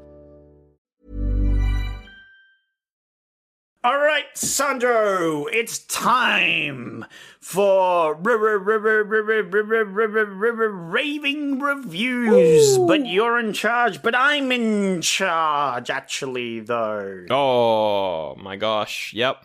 This is the part of the show where I get some reviews from Rotten Tomatoes, not the critics, because as we know, the critics are all corporate shills. Instead, we go to the audience, which gives you a general, a view, a fish-eyed lens, as it were, into the psyche of the audience that watch this, and gives you a good impression of what people actually thought about this movie. Once again, for the theatrical cut, this is fucking sloppy on both counts, on critics and on audience, but I'm guessing the director's cut's probably a lot better. I remember looking at it last week. I think the director's cut has a positive rating overall. Yeah, you're right, Sandro. It's 67%.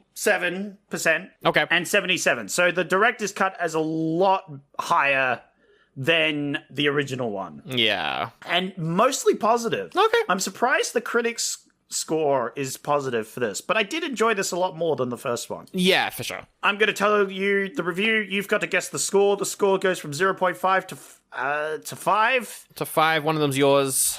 It's mine. And I've got reasonably positive reviews. All right, this will be interesting. Trude says, not as good as the first, but still solid. Once again, too long. Not as good as the first? You are a boring person. I don't know anything about you. I'm going to say probably 4. It's 3 out of 5. I was going to also... Yeah, okay. Yeah, fair. All right, I'll take it. Popcorn says, better than the first one. Oh my god, what? I mean, yes, it is. Seeing as it's so high, and also Snyder fans are just diehard Snyder fans. They don't really see quality that much. They are just like, it's directed by him, so I love it. They're the Taylor Swift fans of movies. Snyder fans. I'll agree with that. I think that's fair. Yeah, because they go after anyone who hates Snyder the same way that Taylor Swift fans go after anyone who hates Taylor Swift. And they love all of their favorite artists' work no matter what. So that's my hot take for you right there. Anyway, it's probably like 5. It's 4 out of 5. Ah, damn it. You might be able to figure out Rahul, though. He says, part 1 was a masterpiece. And so is this. That's 5 out of 5. Don't read the paid negative reviews and see for yourself. They're not paid. It's so annoying.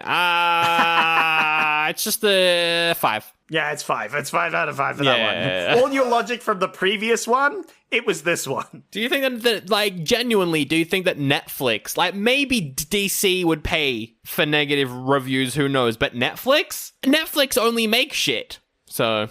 William says, 6 hours of my life I wish I had spent watching David Lynch's Dune on repeat. That's, yeah, for real. I agree. You could watch it twice in that space. I'm going to say... I agree with that one as well. I mean, if you'd rather watch David Lynch's Dune, which is a pretty bad adaptation of Dune, but a pretty fucking good movie, it's probably like a 1. It's 3 out of 5. Oh, that's weird. Okay. I think that's yours, actually. Probably. And then finally, we have Jindara, who also left a review on the previous one. Oh, yes. And I also finished it. Last week, Jindara said, better than Disney Wars. I remember this review. This week, she said, better than anything Disney has done with the Star Wars today. It's not true. It's not completely false. And spoiler alert, Sanjo, she left the same score for this one as she did last week. So it was a 4 out of 5, right? It was 4. It's a 4 out of 5. Nice. Well done, Sanjo. Perfect. Well done you. Remembering. Well done. There you go. Yours was the Dune one. Mine was the Dune one, yes. Only you would reference David Lynch's Dune in a world where the new ones exist. It's true. I couldn't hide that fact, and I wouldn't. All right, Zach, this episode is going a little bit longer, but I have a little fun game for you. Because actually, that was just Raven reviews, but you're in charge, but I'm in charge, but you're in charge. Yeah.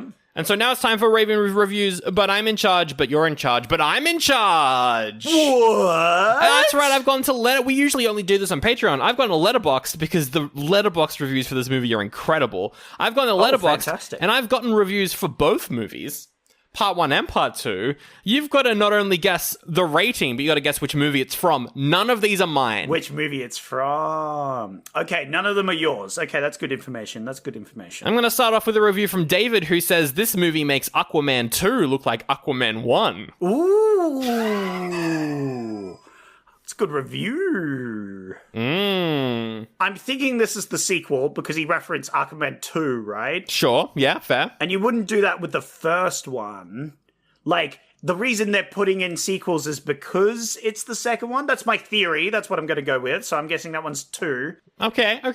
Yeah, sure. I'm guessing it's pretty low. I'm guessing they put, I'm guessing 2. I'll go with 2 out of 5. You're so close. It's 2.5. And it was for Part 1, actually. That was for Part 1. Oh, that was for Part 1. Damn. They got me. That was a tricky one, Sandra. I appreciate that. This review is from Kylo, who says, a truly horrible script. There was a moment when it kept showing what felt like never-ending flashbacks to every character's backstory, and I wanted to die. Fuck.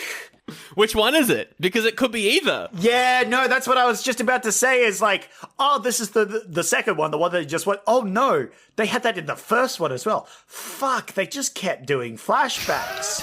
It's such lazy writing. It is. The writing is so bad in both of these. If the writing was better, it would have been great movies. Fuck me. Sandro, if the movies were just good, they would have been good, Sandro. I'm going to say this is the second one because they have a lot of flashbacks in a row. Yeah, for sure. That's my guess. I'm still not sure about it, though. I'm still stuck on this movie, though. I might be getting bamboozled. That's a good one, though. Like, oh, fuck, maybe it's the first. No. I'm going to stick with it. Yep. I got to lock it in. And then, I'm going to go with 2 out of 5 for this one. That is 1.5. 1.5, damn. But it was for part 2, yeah. It was for part 2. Okay, at least I got that one right. Okay. All right, I'm going to go with this one from Viren, This is a great reviews for this segment. who says, the only rebels I found were the viewers who dared to sit through this whole thing.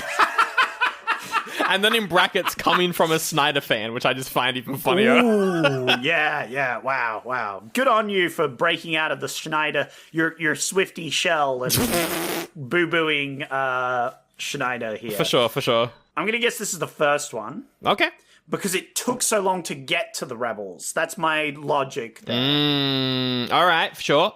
I could be wrong, but that's what I'm guessing. Yep. And hoping.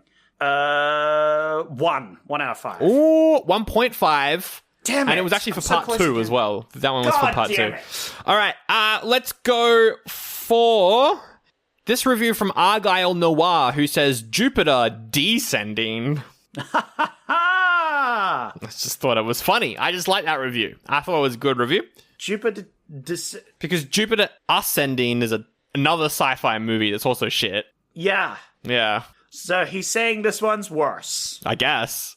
which is fair. This could be for either one of them. It's true. I'm going to go with the first again, I think. I think that's my strategy. I'm not having any strategy other than I got the other one wrong, so I'm hoping this one's right. Yep, for sure. I'm hoping just by statistics I get this one right, because who knows what this one's for. I feel like this is a joke that they would have had for the first one, though, that they couldn't use to make their review for the second one, which is why I'm saying it's the first one. Okay. There you go. There's my logic. Yep. And what's the rating? Oh, man. I'm going to go 1.5. Oh, so close. It's 1, but it was for the first one. It was for the first movie. Yeah, see. It was a good snappy joke that they couldn't have used for the second one. Boom, got it. All right, I'm going to do 2 more reviews. This one's from Eddie, who says, I love trash. I'm a raccoon. And then a little emoji of a raccoon. My spirit brother over here, for sure, for real. We are a podcast of raccoons here, eating up this trash. Num num num num num. We are indeed. I'm gonna go 2.5. Ooh, okay. And which movie? And which movie? 2, because if they're raccoon, they've had to go through the first one and the second one, which means they're eating a lot of trash, Zach, right? that one was for the first one, and it was 4 stars. That's a high rating. I'm devastated. The raccoon completely threw me off. They are a trash connoisseur. I should have realized. And finally, this review is from Cinema Joe, who says, I hope Zack Snyder adapts Goat Simulator next, since this is clearly a farm simulator adaptation. This is for the second one. For sure. There's so much slow-mo farming that it's gotta be. Yep. And it's gotta be, I'm gonna put 2. Oh, I'm gonna feel a 2. 2.5. No, God damn it, 1.5. the 0.5 's Sorry, getting me. 1.5, but that was for number 2. Yeah. Yes! At least I got that one right. That was the special game. Well, I was like 0.5 off nearly all of them except the raccoon one. You were. Anyway, there we go. That's the whole episode right there. You got a bunch of points. I don't know how many. I wasn't keeping track. Yeah, and you got a bunch of points, Wow. and I don't care. And we both won because we watched both these movies.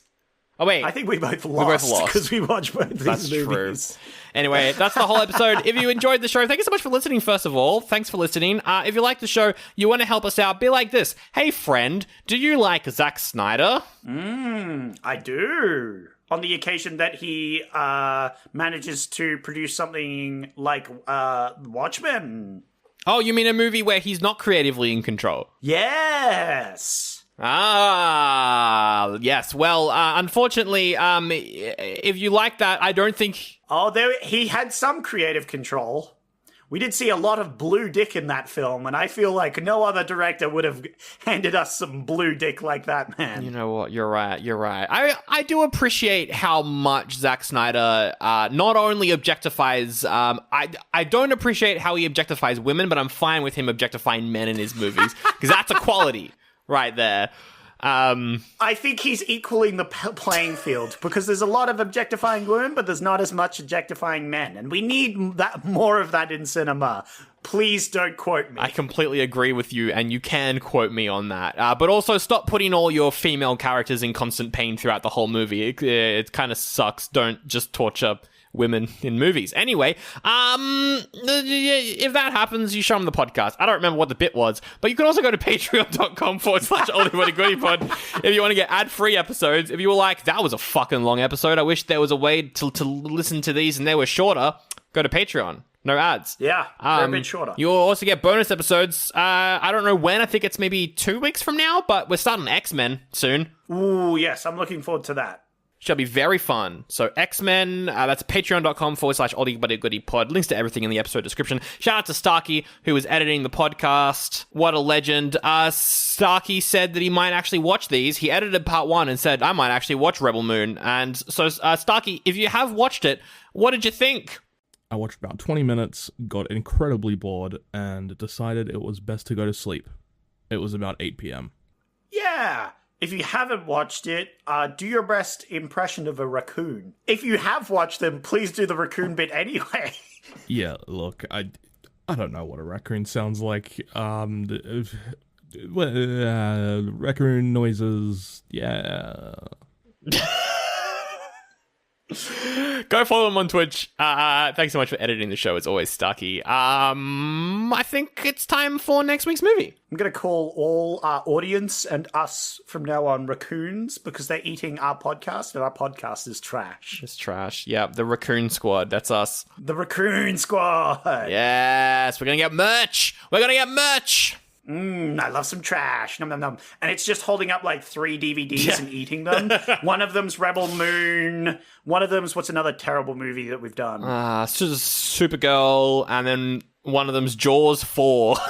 Yeah. Oh, yeah. That's a... nom, nom, nom. Delicious.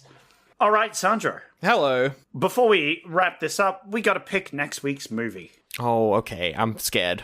And Sandro... I've come to a realization. What's that? And it's the worst realization that I can come to. What's that? Ben is right. What do you mean Ben's right? We haven't done any oldies yet, you know? We've been doing all these... We just did 2 oldies in a row. Rebel Moon and Rebel Moon 2. Yes, but they came out in the 2000s, Sandro. That's true. We need to go back to our roots, clearly. It's been about a month since we did Bernard and the Genie. Right? We need to do some more older movies. We've been indulging ourselves in a bit of modern stuff, but I was like, you know what? I need to pull us back down. I need to rein us in a bit. We're going a little crazy style this week. Oh boy. Okay, so you've got some old movies. So, Sandro, all of the movies I have picked are from have 19 in front of their year. Yep. Well, That that's is how good, I'm because I certainly describing hope none of them had 18 in front of their year, because then they'd be not movies, because they weren't around. Correct. But none of them are 2000. All of them are, yes. Okay, so they're at least 25 years old, all these movies. Correct. Minimum. Well, 26. Oh, yeah, because time. I think it would be the minimum. But yes. I will tell you, yes, that is correct. All right. And I will say that 3 of them... Oh, God, there's more than 3? ...are above 90%. Oh, my God. On Rotten Tomatoes. Oh, my goodness. One of them is below 50%, but I think that is because the critics are shilly little baby boys that don't have humor because it's a comedy movie, and therefore it is subjective. So I have picked good movies because I don't want to watch a bad movie next week. All right, that's completely fair, and I was hoping you would do this. I did send you a message the other day being like, you should look at what other movies the actors in this have been in, trying to prime you to pick Tom Cruise as the Mummy, but I'm glad that you did not do that. I'm glad that you did not do that. Of course. No, I didn't. I looked at some of the... Because I was like, maybe I'll do...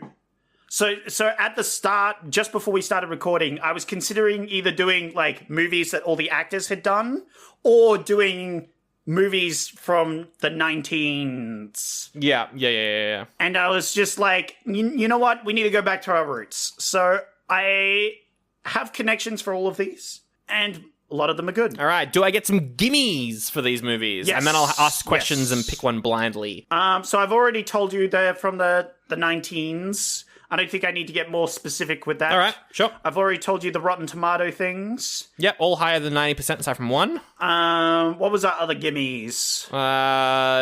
Genre and actors, I guess. Genre. Yeah. So genre, we have, I'll say comedy adventure Comedy adventure. Okay, cool. Yep. for number one. We have horror/crime. Oh, horror. For the second one. Crime. Interesting. All right. Yeah. That's fun. We have third Western/action. Ooh. I don't want to do a Western. No, I'll get more information. Get more information. Yeah. I will point this out. That's one of the ones above 90% though, Sandro. All right. Cool. And the last one is I'm quoting the Google what it says here, crime/crime. Which is very funny. That to is me. hilarious. Okay, so they're all above 90 aside from the comedy one. That's below 90% on Rotten Tomatoes, or is that like below 50%? That one's below 50%. But Below 50%, but the others are all above. because of corporate shills. I put that one in there because I would like all the movies I would like to do here, and I think we would enjoy doing them. Okay. This one does have a bit of lower, but I think we would enjoy it because it's kind of like it's corny, you know? Yeah, okay, for sure. All right. I'm happy with these. Am I allowed any actors, or do I just have to ask questions now? I'll give you some actors, why not? All right.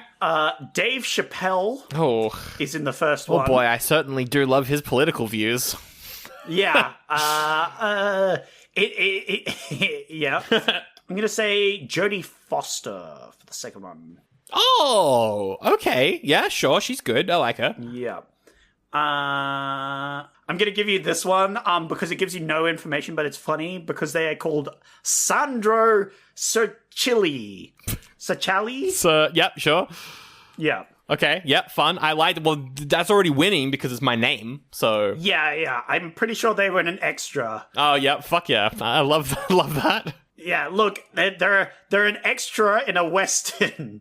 So you could do whatever you will with that one. And then for crime.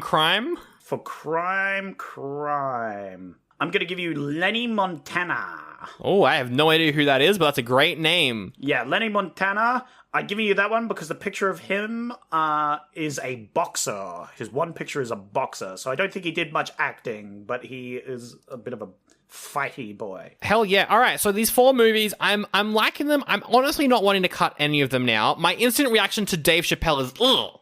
But, Yes. he's probably not the main character, and I'm sure there's, some other stuff in there that... No, it's a comedy. I can tell you, he will probably just have a cameo. Yeah, okay, cool. I'm Along with, can tell you, I'll give you another one in that one. Patrick Stewart is in that one as well, which is quite funny. Oh, fuck yeah. I'm back in, baby. Yeah. He's in that one, and probably a cameo as well. All right, hell yeah. Okay, can I ask for the connection, or is that too obvious?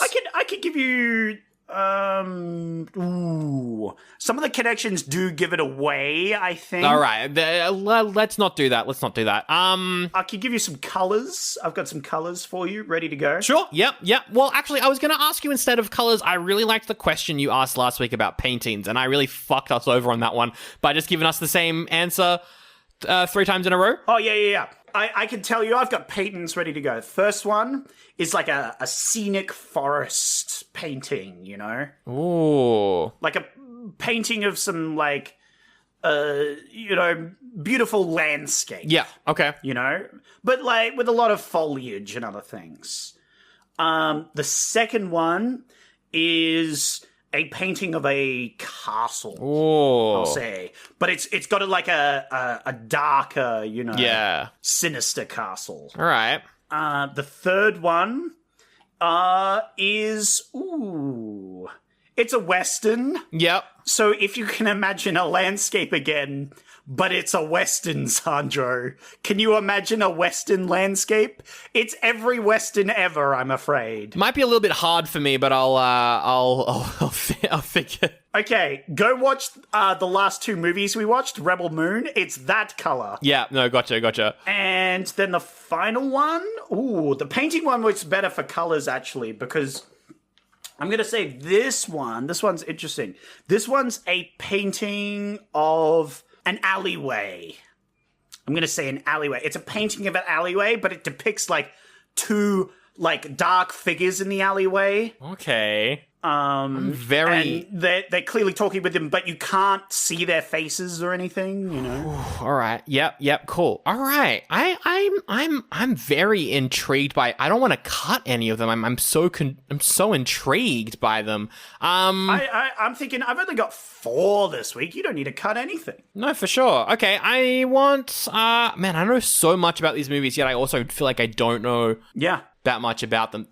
That's the great thing about our questions. The crime one in particular, I'm very interested by the crime. Yeah, don't forget the second crime. But I don't know what it, like... I didn't even realize till I looked at the Google thing and it said crime. That's fucking hilarious. And if it's above like 90%, then it could be like a Godfather, or it could be a Scorsese movie, it could be Scarface, not sure what it is, but I'm very intrigued. I also have no idea what the Patrick Stewart, Dave Chappelle one is. That's hilarious. So funny. That's really funny to me because I was a little scared the painting might give it away, but that's okay. I really like that being a mystery for you. Don't think about it too hard. I don't know what it is. Because it'd be funny when I reveal it. Okay, yeah, sure thing. Well, all right. I'm gonna ask you another question. That other question is going to be: let's say these movies were YouTubers and they got a sponsorship for flavored water. Flavored water, okay. Because they're American YouTubers, they don't drink water, but they like their flavored water. What flavor of water would these movies drink from? Or just drink in general? Yeah, first one, easy, is like sour apple. Oh, I was drinking a sour apple juice just earlier today. How about that? Sour apple's pretty good. It's a great flavor, right? All right, yeah, sure. That's what I'm thinking for the first one. Pretty easy for me. Second one is... I'm going to say ham-flavored. Ham-flavored water. Yep. Okay, yep, sure. Well, or alternatively blood-flavored water, if you prefer. Oh, ham/blood. Intriguing. I mean, yeah, I'm going to say it's the combined flavors of bloody ham. That's the flavor, right? I've got 2 for each. I like it. The second one is whiskey bourbon flavor. Oh, it's just a regular old... Regular Western, for sure. Yep. Like whiskey bourbon, right? You know. Yep. Maybe it's got a little dust sprinkled on top. That's definitely like a you're taking an extra scoop of G Full and putting it on top to get that dust. Yeah, hell yeah. And the last one, this one's a tricky one. I'm going to say, I got a good one for this one. I'm going to say it's a limoncello. Oh, okay. I was trying to think of a good drink flavor that I'm looking, and limoncello is what I'm going to go That's a very good pick. Okay, all right. They're all good movies, right? So I got to give them a drink that's a flavor that's deserving of them, you know? For sure. Yeah, I think I've got a really good kind of picture here of all of them. So, all right, I think I'm ready to make a pick. You're ready to make a pick? I think I might be ready to make a little bit of a pick here. I don't know enough about crime, and the others are just a little bit too... It's the same with the Western one. For me, it's between the horror and it's between the comedy. For me, it's those two. Okay, interesting. Yeah. Because, like, I kind of picked the comedy last minute, although it would be good to watch. I think... Like, yeah, okay. I don't want to skew you, because you're looking at me like, Zach, what did you do? What did you do here?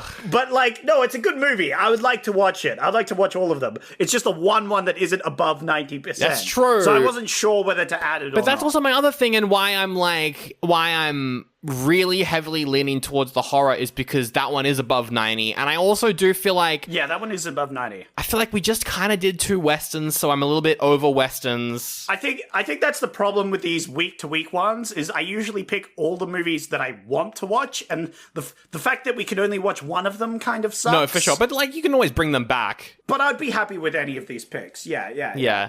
I feel like, yeah, the Western one, we've just done essentially 2 Westerns. I'm a little bit over Westerns. The crime Yeah, one, I think that's fair. I'm hesitant just because they're very hit on me. I know it's above 90, but I don't know exactly which one it is. I don't know exactly what sort of crime movie it is, and I'm leaning more towards horror because we haven't done horror yet this season. We really haven't. Okay. And we've constantly brought up horror movies, talked about doing horror movies. But the comedy is fun. I put the comedy there for you, Sandra. But the comedy is very tempting. But no, like, we've done a lot of comedies. We've done a lot of crimes, kinda. We have done a lot of crimes in general. I think I'm going to go horror because we haven't done horror yet. Okay, that's fair. I really have wanted to do horror for the last, 2 months, and we haven't gotten a chance to do one yet. I'm going to go horror. I'm very intrigued by Ham/Blood. I like Jodie Foster a lot, and Dave Chappelle I don't want to do. So that's why I'm going for the horror one. That's fair. I only saw he was part of that movie as I was looking at the cast, and I thought that was funny. All right. I will go through all the other ones that you didn't pick beforehand, starting with number 4. With the connection as well, of course.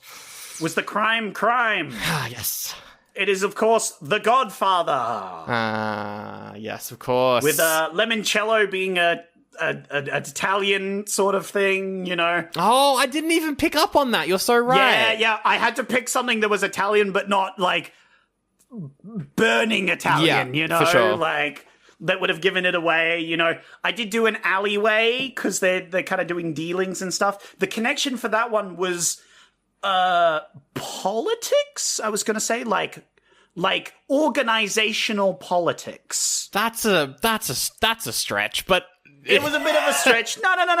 Think about it, because they're like an empire, right? Yeah, I guess The crime family is like an empire, so it was like empire politics was what I was. I'm not 100% sold on that, but that's all right. That's all right. It was a stretch, but it's from the 19s, and I've always wanted to watch The Godfather and never have. So For sure. Yeah, fair. the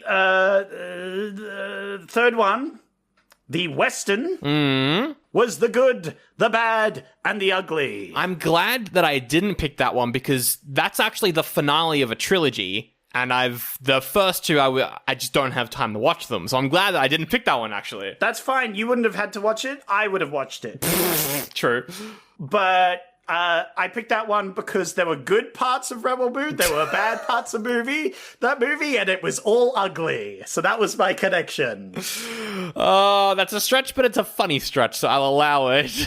It's a funny stretch for that one, yeah. Or you could just say, you know, it was a Western, yeah, no, right? for sure. But that's boring. I liked my connection of it. It had good parts, had bad parts, and it was ugly the whole way through. That's true. And then the first one, the comedy one that does have a much lower rating than I thought it would have, which is a shame, was Robin Hood Men in Tights. Oh, I watched that 6 months ago. What a great movie. Yeah, it's a great movie. And I was like, why does this only have 42%? That's so... I think because it's out of all of the parody movies by Mel Brooks, it's the most modern one. Yeah, which it gets booed by critics. But I think that one's great. And that one, the lead character, is Carrie Eels? Yep, from Princess Bride and also from Rebel Moon. Yes, who was also in Rebel Moon. So the connection was Nice. him. That's a good one. So there you go. Yeah.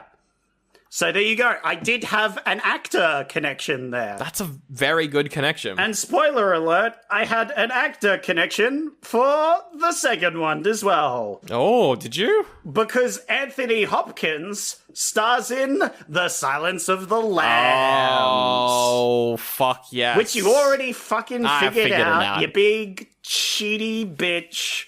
But I also wanted to watch this film, so that's fine. I actually haven't seen any Hannibal Lecter movies, so that's exciting because I've always wanted, I guess, a reason to watch the Anthony Hopkins trilogy because it is a trilogy of Hannibal Lecter movies.